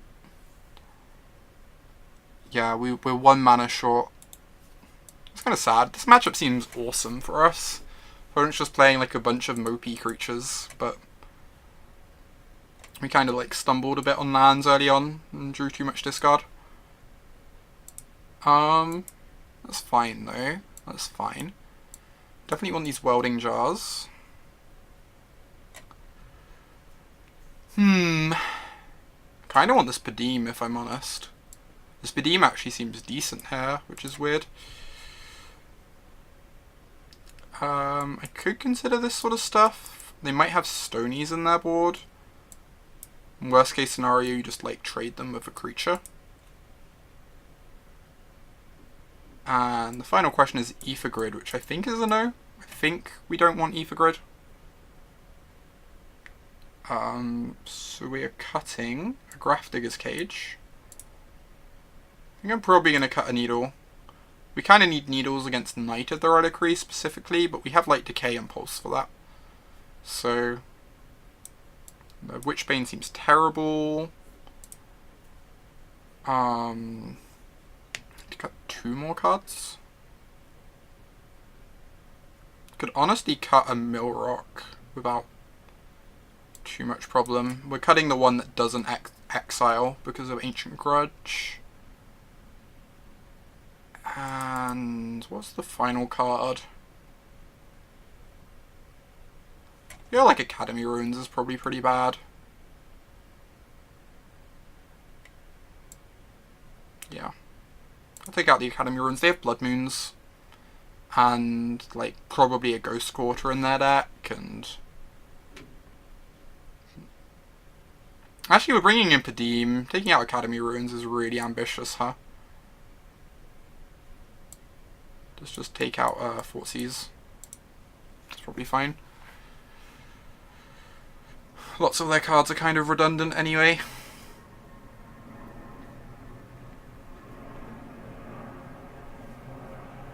Yeah, taking out a land when we're bringing in a 4-drop seems really ambitious. So I think I'm pretty fine with just cutting the Thoughtseize. You can typically trim on discard against like decks that are just a pile of creatures, because lots of them do basically the same thing.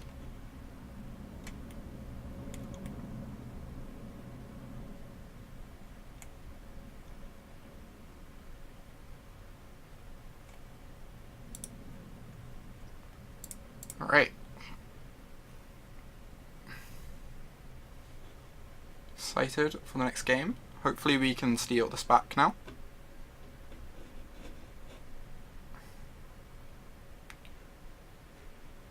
Yeah, the main board is pretty interesting for it, for sure. Maybe the opponent was just struggling against Tron a bit. Wanted the extra help.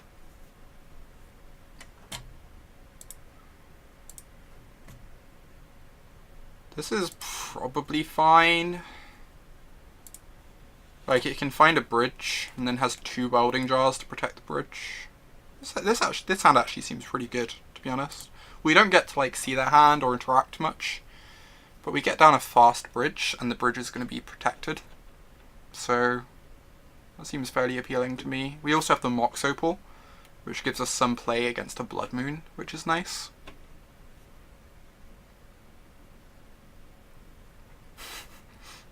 The average converted mana cost of our hand is like 1/2. It's kind of silly. Just 4 0-drops.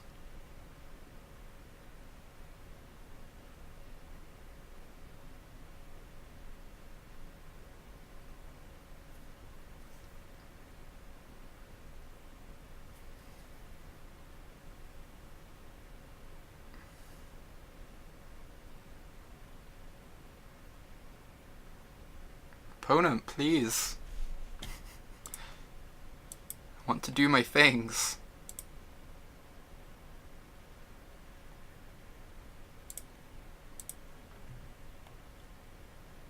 I get to do my Infinity impression. We did board into Infinity. You're not wrong. Next turn we draw our Arcbound Ravager. Can't possibly lose. Oh my god.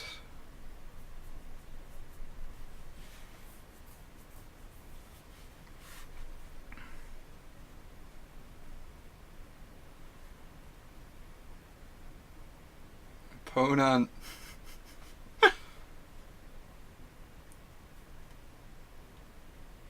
Yeah, I'm hoping within like the next couple weeks I can work out some sort of schedule for the stream. It'd be nice to have like 2 or 3 days a week that I always do, and then everything else can just be like bonus. Like give people more of an idea of when to tune in and stuff.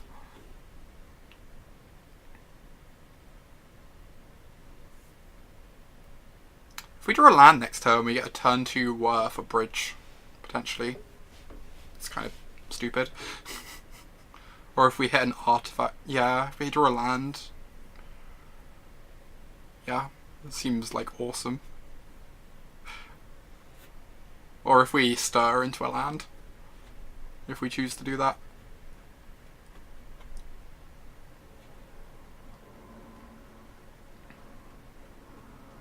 I definitely like to have more consistency with when I'm streaming.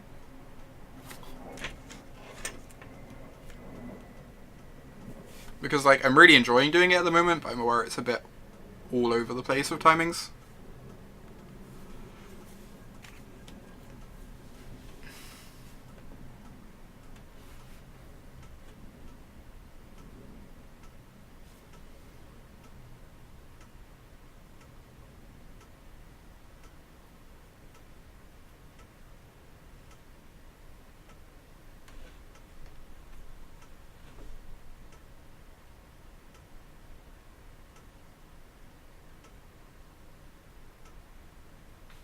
I'm gonna protest here.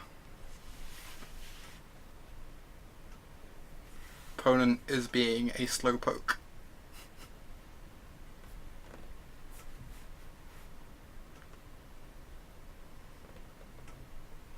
To be fair, we ate for a lot of clock game 1.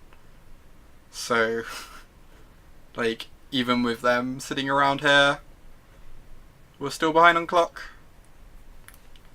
Like, game 1 was probably one of the more complicated games we played tonight from our seat. Still not very confident about a bunch of the decisions I made in that game.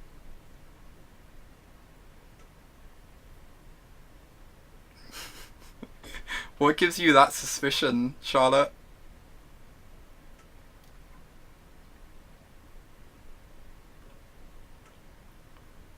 One of my friends played Whir in Lantern within like a couple weeks of it being released. I saw their mana base, it had like a swamp and stuff. Broke my heart. Hey Aaron. I would say I'm sorry, but like kinda not, so I would say I'm sorry, but I would be lying. Witchbane in response to Scapeshift. No. Witchbane in response to Valakut triggers. You resolve your Scapeshift, you look through your deck for your 6 mountains and your Valakut, and only once you put them in play, your opponent casts the Whir. You did not raise me this way, Aaron. You really didn't. You taught me to be better than this. You taught me to make dead things and be happy with it, and yet here we are. Oh my god. Angel's Grace against Scapeshift. That sounds kind of horrendous. Doop. Playing Affinity.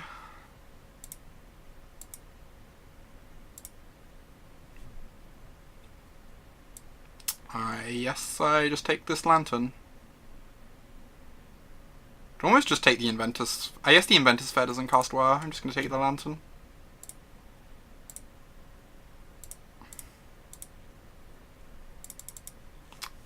That is a Maelstrom Pulse.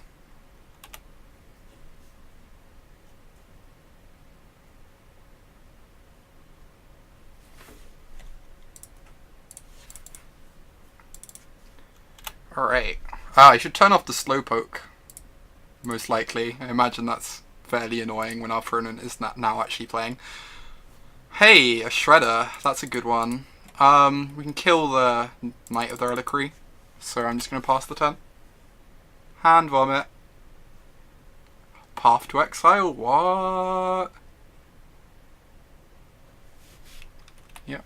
That is a Scavenging Ooze. I'm just going to draw this Abrupt Decay. I think. I'm a bit scared of... Yeah, the thing is I'm a bit scared of Blood Moon. I'm just going to draw this Abrupt Decay, and then we can hold up Decay for a Blood Moon. And if they cast Knight instead, we get to Decay the Knight, untap, have Whir for Bridge up.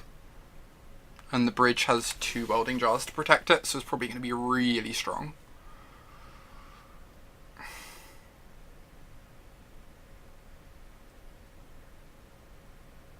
Ooh, do they not have any more lands?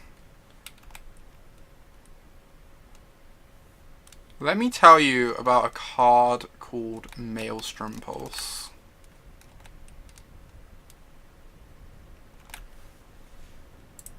I'm not actually going to pulse these because I can, I kind of want to pulse them. It's really tempting. Maybe I do pulse them. Maybe that's fine. And then I get to just like Whir for a Bridge next turn.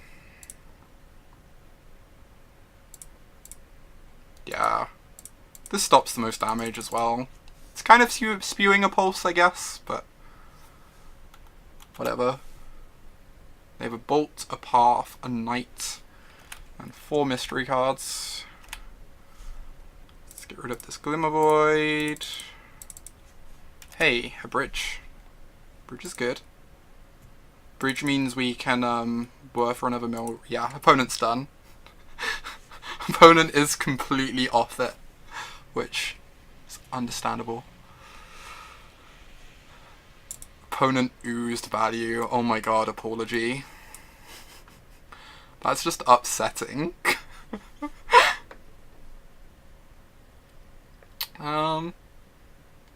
They have Path in their deck, so I'm going to take out Padeem. I think Padeem actually looks pretty bad if they're keeping Path and Bolton. Like, Bolt means this can't even block a Noble Hierarch. So we can either bring in a Shredder or a Nature's Claim. Come on, I'm not a complete savage, Aaron. Like, I'm not a complete savage. I wouldn't go as far as mismatching bridges. God. I almost want the Thoughtseize instead of the Shredder.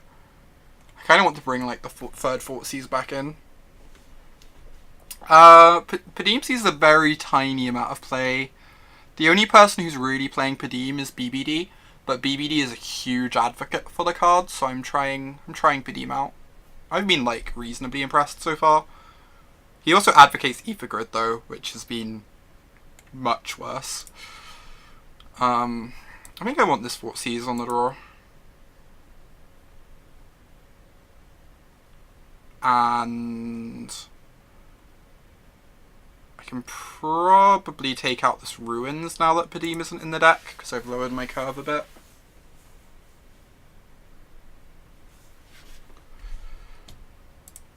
Okay, this hand is fine. It's pretty good, to be honest. It needs a bridge, but should find one reasonably easily. Ooh, Hierarch start. Hierarch starts are the good starts. Right, let's Inquisition now.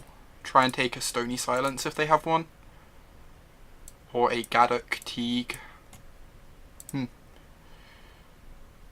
Yep, let's just take the Gaddock Teague. I'm not too scared about Kitchen Finks.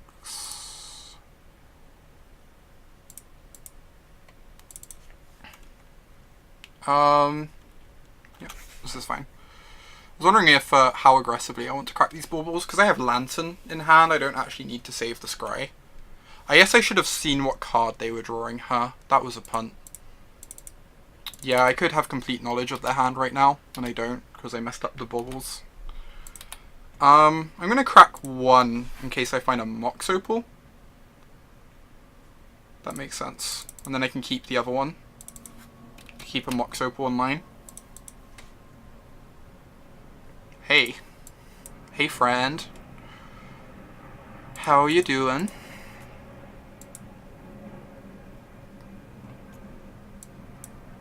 Yeah, I imagine Baubles dropped in price a bit since the reprint. It's like not really a card that was in super high demand, but it was just really low supply. I'm probably okay with drawing the Shredder. I wish I had full information of their hand. I really messed that up. Oh. Sorry. I completely did not catch that, Aaron. Oh my god. I'm gonna sack this. I'm pretty happy drawing the Shredder, I think. And this way I can use the digging on their turn to try and find something I actually want.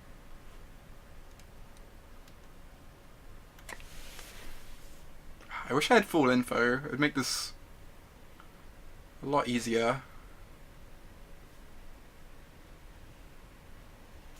Okay, that's the voice we know about. So they have one mystery card in hand. We're just hoping it isn't an Ancient Grudge or something.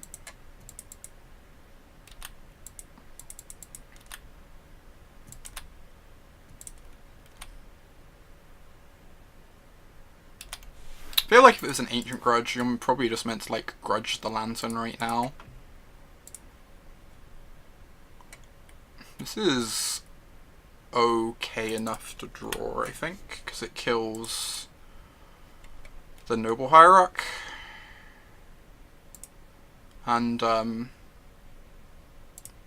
once we've found a bridge, the Noble Hierarch's actually going to be kind of annoying. Maybe we were meant to... Yeah, this is fine. This is fine. Next turn, if we can't dig to a bridge, we at least get to probably draw a land to find a bridge, which might be a bit slow, depending on what's in their hand, but it's probably fine. Okay, let's kill this dork. Cuts them off white mana too, potentially, which is kind of funny.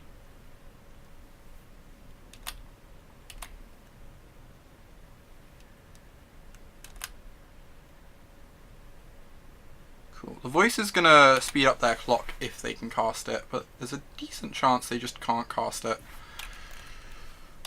In which case, we have a lot of turns here. Maybe I'm actually gonna mill myself. I think. Like, obviously we can sack Inventor's Fair to go find Bridge the long way around. But I'd much rather just find a Whir of Invention or something like that, so we can just find it sooner. Gives us more chance to get through an Ancient Grudge if they have one. Am I milling this Plains?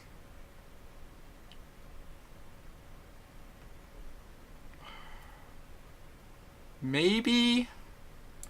This feels really aggressive, but making it so they can't cast white cards is kind of exciting.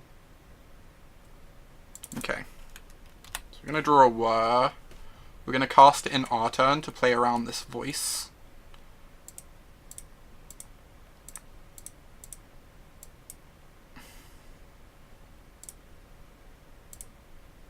We're going to tap it like this, because then if they reveal an Ancient Grudge, we can Pixis it. X equals 3.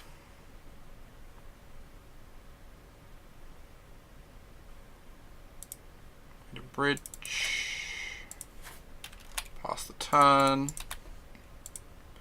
I think in their upkeep I guess I'm not milling the Belf. The Belf doesn't really do anything. Where? Oh. So we have time to find a backup bridge, which is nice. So we do have time here. Because they're going to hit us for 5 this turn. So we have 2 turns. Okay, that makes sense. We have 2 turns. I think I'm milling the Stirrings.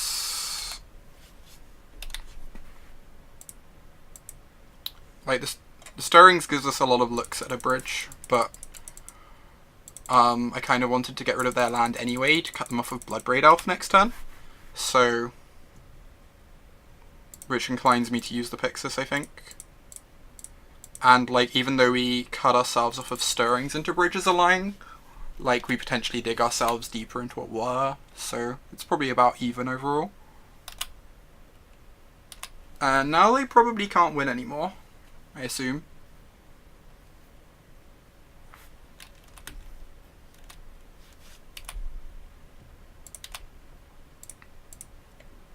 Cool. I'm just gonna start milling myself, find more pieces, complete the lock. Especially when they're drawing like loads of bad cards like Kitchen Finks that they can't even cast.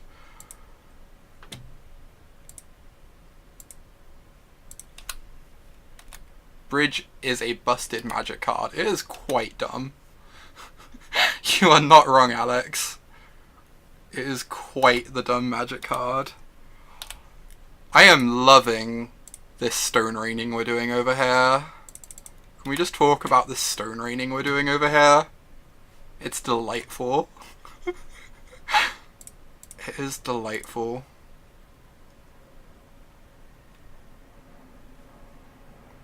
I guess I take the Pyrite Spellbomb because it cantrips.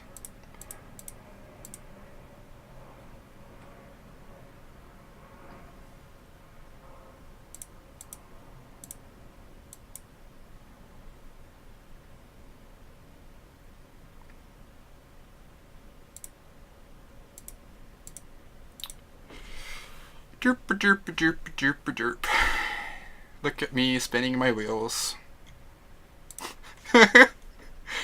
cantrip into a cantrip into a cantrip into a cantrip. Of course. I almost want to mill that Bloodbraid Elf. Is that unreasonable? It's probably unreasonable. I'm probably just on the Stone Rain plan forever now. Makes the games much more entertaining for me as well.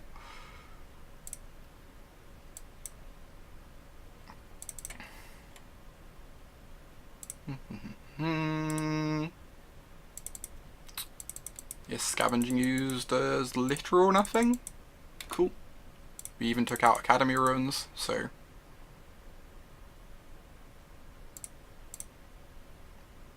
Hey, 2 Welding Jars.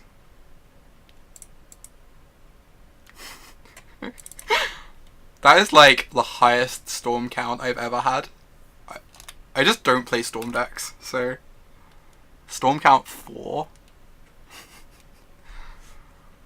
Right. Yep. Scavenging Ooze.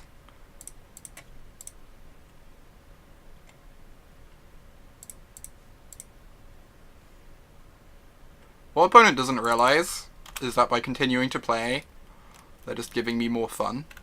Because I get to keep Stone Raining them. Alright, 4-0. 4-0. Hype. Now, 8-1 with Lantern today.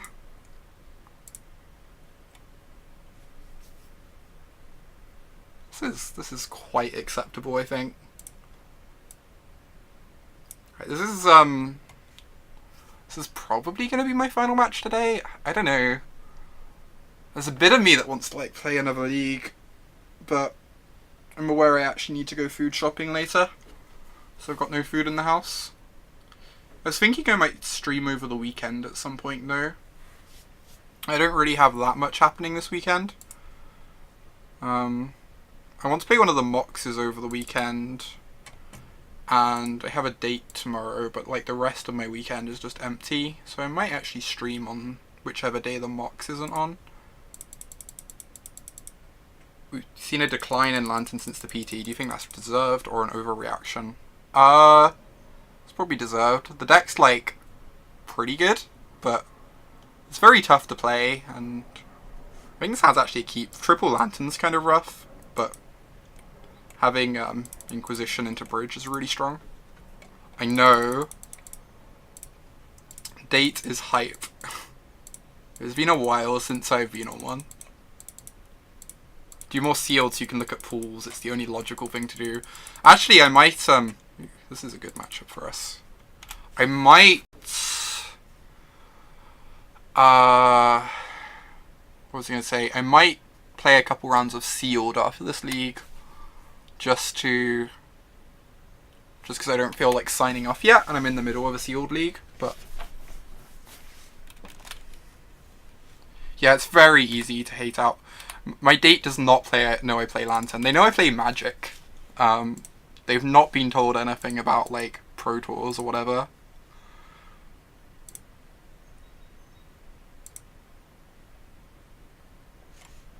I imagine she would actually find the whole concept of Lantern hilarious.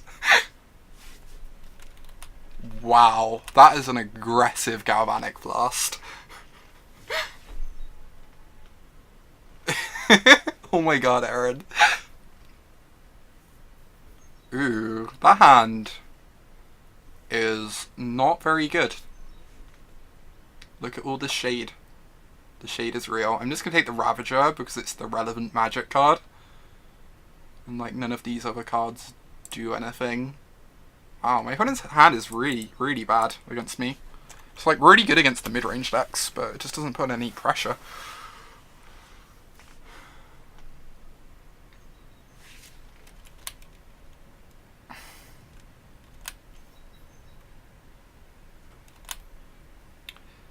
Yeah, you're probably right, Alex. To be honest, I think I still take the Ravager as the thing. The Ravager's actually kind of scary with like a Signal Pest or whatever later on in the game, right? Well, it's pretty hard to lose this game. We're going to get to empty our hand next turn and then tutor for a Lantern.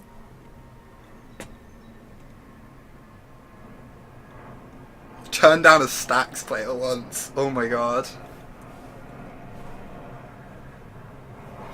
A Stacks player and a Pox player. Those are like the dream people though. Would it make you stop being friends with me, Aaron, if I told you my first 2 ever Legacy decks were literally mono white Stacks and mono black Pox? I'm pretty sure that would end our friendship, right?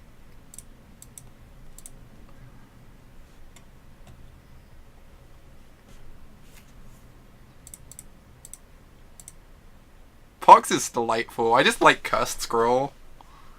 Is it okay for me to like Cursed Scroll?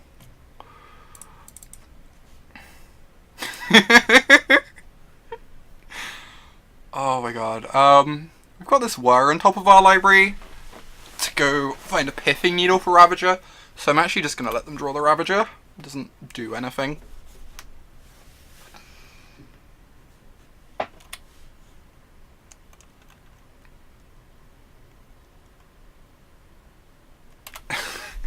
I am incredibly predictable, George. I will not claim otherwise. Just gonna wait for their draw step, and then probably gonna find a Pithing Needle for this Ravager, I guess.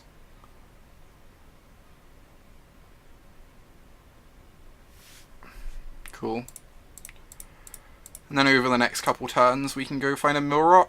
I could just go find a Milrock this turn too. That's probably fine. They can't attack me with a Signal Pass this turn.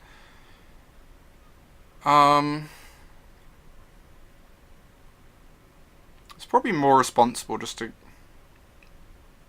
I'm just gonna get a Pithing Needle. With like 3 Lanterns in play, we have a lot of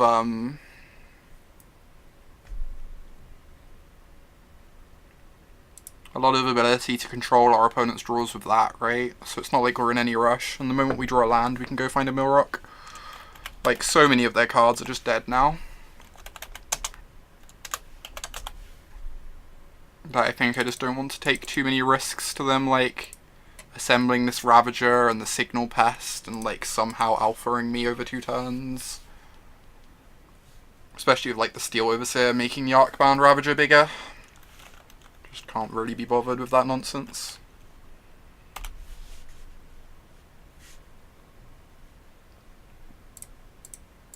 Cool, we can decay the Signal Pest, which means a lot of their draws are kind of turned off. We're going to take the card that does not lose them the game if they draw it, if they cast it, because this Master of Ethereum will just end the game for them at this point.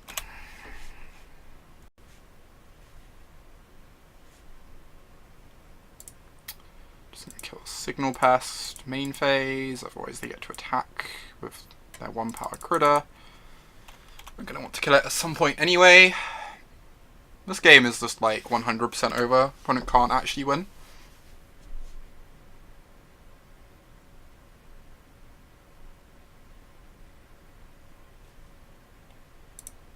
I'm hoping this means we're actually going to 5-0. This matchup's really good. Like, the chances we win 1 post-board game is fairly likely.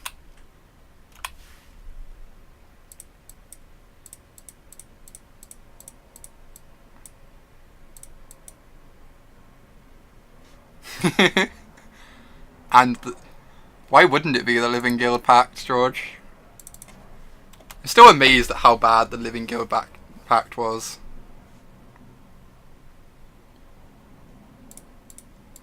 Yeah, this situation's a bit weird, Aaron, because like we didn't actually have any lock pieces in play.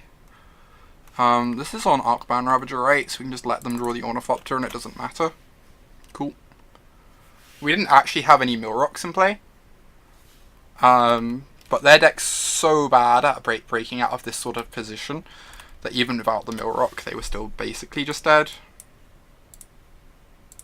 But yeah, I'm not going to crack this bauble. I don't want to take any risks. I'm just going to like draw my Sanctum and deal with it.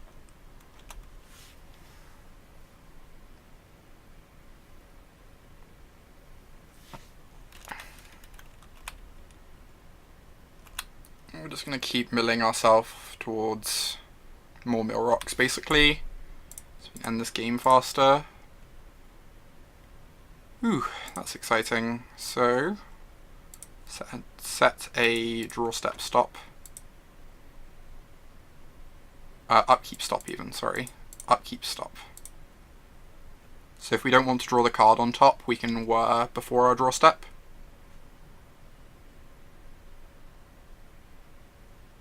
That is a theoretical out, they're just never going to get there. Like, even before we had the mill rock, we had 3 lanterns in play, so we had like a lot of chances to shuffle them away from it. I actually want to draw this Stirrings, right? Yeah, what am I doing? I want to draw the Stirrings. And then I will Stirrings, so I have more info on what to find with the whir, though let's be honest, we're probably just finding another Shredder.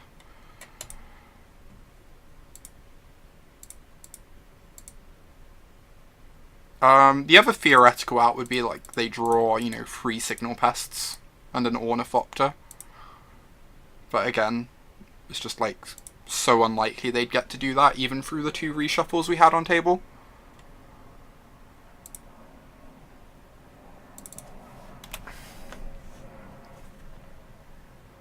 Opponent has correctly identified that Master of Ethereum is uncastable in this matchup. So they've got that going. I'm going to get rid of this plating, as I would like to not lose the game.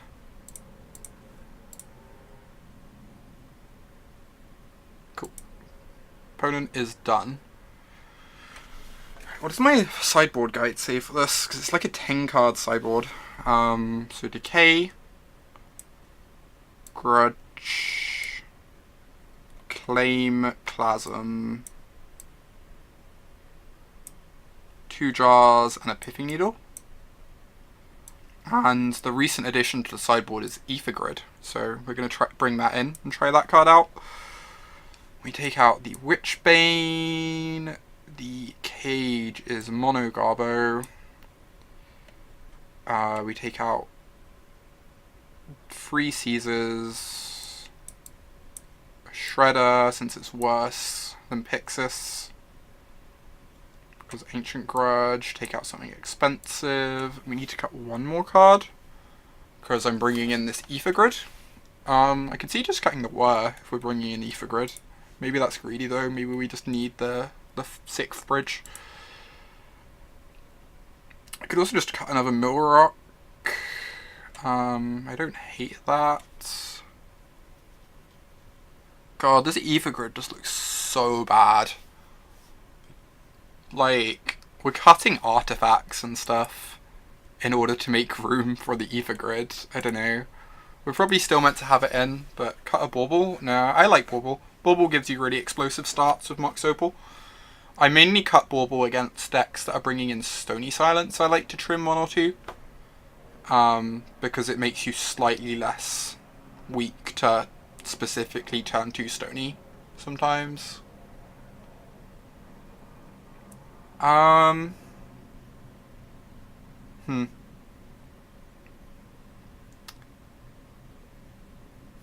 might just be cutting another mill rock, honestly. The mill rocks, you only need like 2 mill rocks to have Affinity unlock a lot of the time, because so much of the deck just doesn't do anything. Sounds fine. Obviously need like a Glimmer Void or something to turn these on, but we've got a fast bridge and we've got a needle to interact with plating. Ooh, opponent has the Dream Start. We have a Ravager too. Okay, we have an Inquisition, so let's just do that, I guess. Please no grudge, please no grudge, please no grudge. Well then. I mean, they have no pressure this game, so we're probably just completely fine, but obviously grudge is annoying.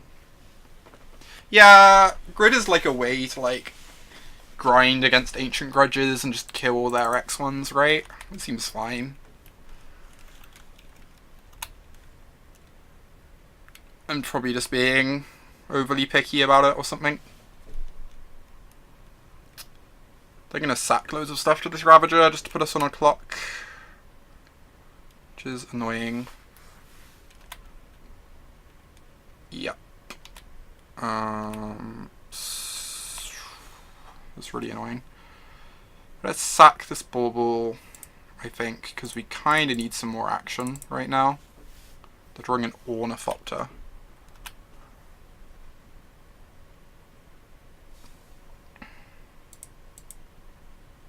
We might actually lose this game. The Grudge is really problematic. It means like we can set up all these hoops for their stuff and then they'll just destroy them very easily. We also just don't have like coloured mana right now, which is really awkward.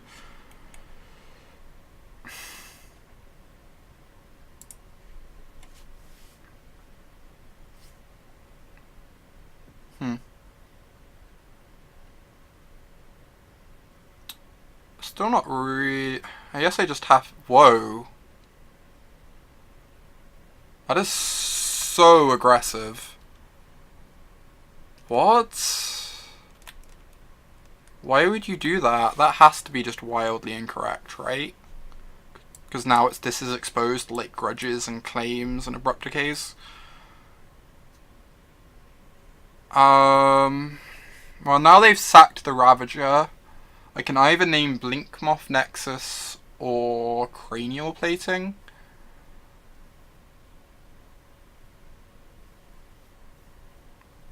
Those are like the two realistic options, I think. We know they're drawing an Ornithopter next turn and that they have a Blinkmoth Nexus in hand. Plating seems kinda better. They're gonna hit us to 12, so the Blinkmoth doesn't actually increase the clock. I guess the Blinkmoth doesn't increase the clock. It gives them a threat after we've killed the Memlite though.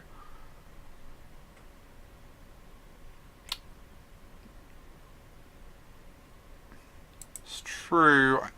I'm actually going to name the Blinkmoth, I think. I'm going to name the Blinkmoth. I could see this being wrong, but I just feel like even if we find a green source next turn to kill this, it's going to take us a while to slug through the Grudge, and the damage from the Blinkmoth could actually matter. And if we convince them to use the Grudge on this, that's great. Whereas I feel like if we name Plating, and they draw a Plating, they're just going to Grudge this, and then cast the Plating, and then we're going to die to the Plating. I just don't think they Grudge the Needle on Plating unless they have the Plating already. Maybe that's wrong of me, but that's my intuition. It's actually scary, which is embarrassing. Card is like really bad against us, except when they have interaction. Okay, that's really good. That is very, very good. So we can cast this Mopal Stirrings. Oh,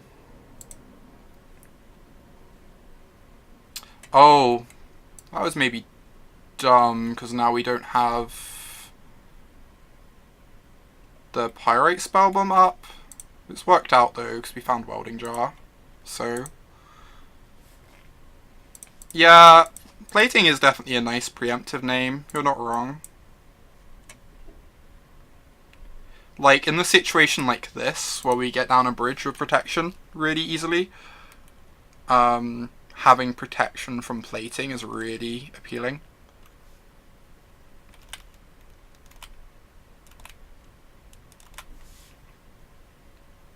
So we know they're drawing Master of Irium.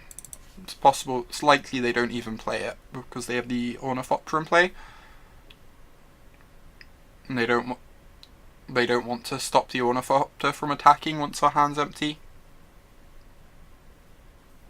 It's going to be, like, they're not out of the game yet, but it's going to be reasonably tough for them to get through this bridge. Plus Jar. Obviously we need to find mill rocks and lock pieces. Reasonably timely fashion, but yep. They are making us use the Welding Jar, which makes sense because we have Whir of Invention in our deck. So I guess they don't want to leave us with the artifact in play for that.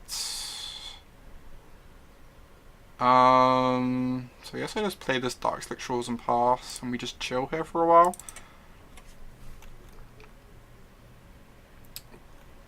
Once I've drawn a lock piece, I'll be tempted to sack the Spell Bomb to find a matching lock piece.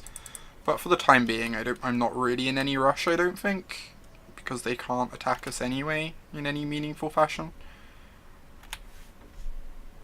Eek. Okay, I guess it's not the end of the world. I might kill the Mox Opal. Shut off any coloured spells they draw. Like, they might have Blood Moon in their deck. Stopping them from being able to cast Blood Moon is actually fairly important at the moment. I guess they'd cast Blood Moon and we'd kill the Blood Moon, but even then, I don't know, I feel pretty happy just getting that out of play.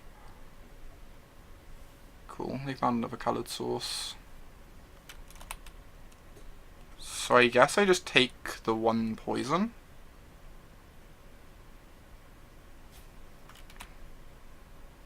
I could just kill the Ornithopter now.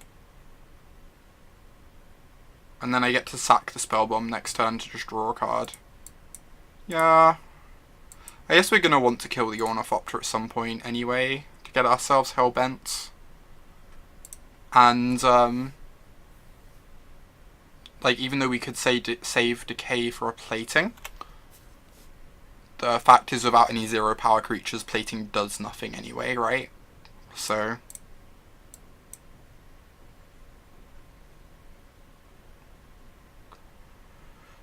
cool, that's like halfway there.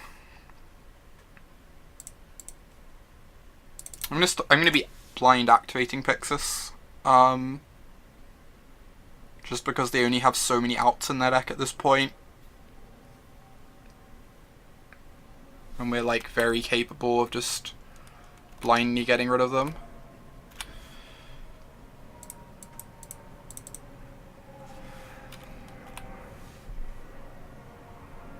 Hey, and the game is over. Probably over. Yeah. Cool. Game is like 99% ours now. I could just not mill this Ravager. It doesn't really do anything on this board, I guess. I guess it actually doesn't do anything, huh? Because they need 0 power critters.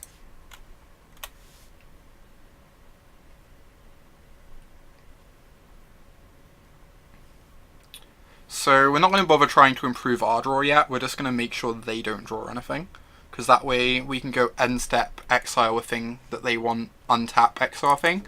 So it gives us 2 layers of protection. Whereas exiling this Mox Opal is potentially risky, because it means if they reveal something we need to get rid of, and we exile it and they reveal another thing, we put ourselves in like a spot we don't need to put ourselves in.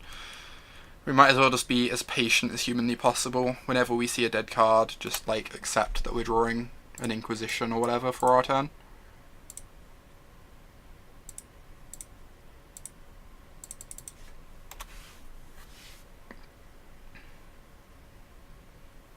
Ooh, Spell Post doesn't do anything. Yep, Spell Post does nothing, so I'm happy to let them have it.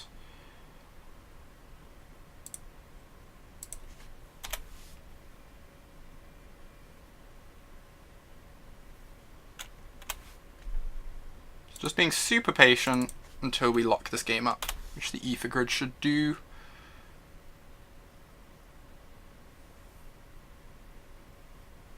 Again, Plating does nothing on this board, so we're just going to let them draw it.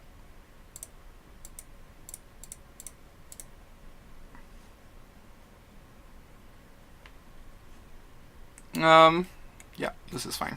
So now we can just start gunning them down with the Aether Grid. Even if they draw a Signal Pest, we just get to kill it, so I think they're just like, I think they're basically 100% dead now because of the Ether Grid.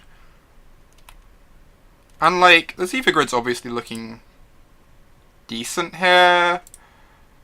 The thing is, we bought it out like in Millrock for it, so I'm not convinced that this is actually any better than a Millrock would be.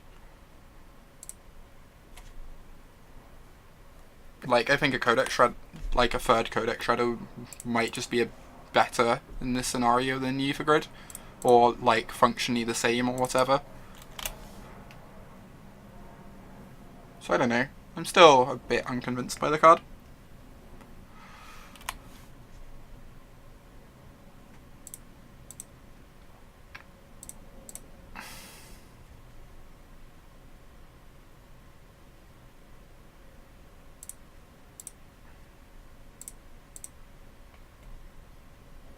Once we draw the Shredder, we actually get to start working on improving our draw step, which is nice, I guess, to the extent which it even matters. Hey, we're gonna get a 5-0. I'm excited. Just have to grind through this game, and then, like, the 5-0 is ours, right?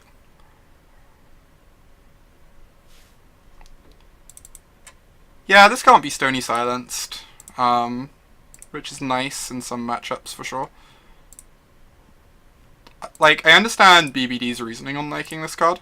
I understand that it's very good against the sort of devoted druid style decks that are typically quite bad matchups for this deck. But, I don't know. I'm not in love with it.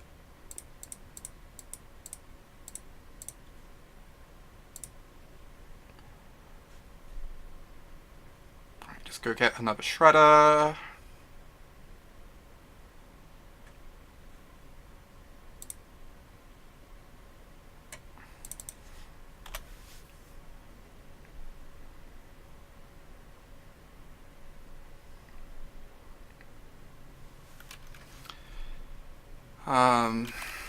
And then end of that turn, shoot them for 4.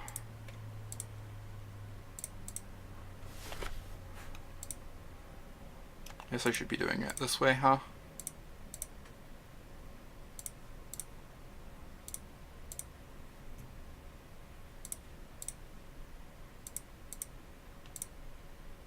Apologies, but this is not the the highlight of the stream.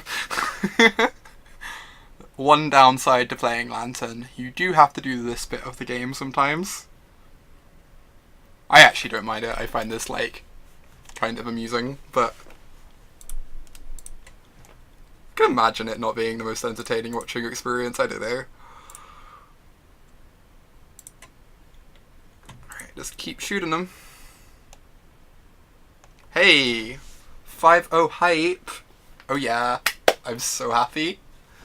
I'm so happy. We went 9-1 with Lantern today. I even got the QPs I need for the weekend. This is great. Let's open a treasure chest to celebrate. Hydroblast. Aw, that isn't a good one. I mean, it's like kinda good. It's not worth anything though, I don't think. I can never remember if it's like Hydroblast or Blue Blast that's worth something. Anyway, that was sweet. I'm very happy with that finish. 9-1 with Lantern today. Still just really love this 74 of the 75. It's just this Ether Grid I'm wondering about. I still kind of want to like try it out a bit more, but might do like one more league with it before cutting it. But yeah, I've been happy with this. I'll probably do another Lantern stream like next week as well. I'm really enjoying the practice.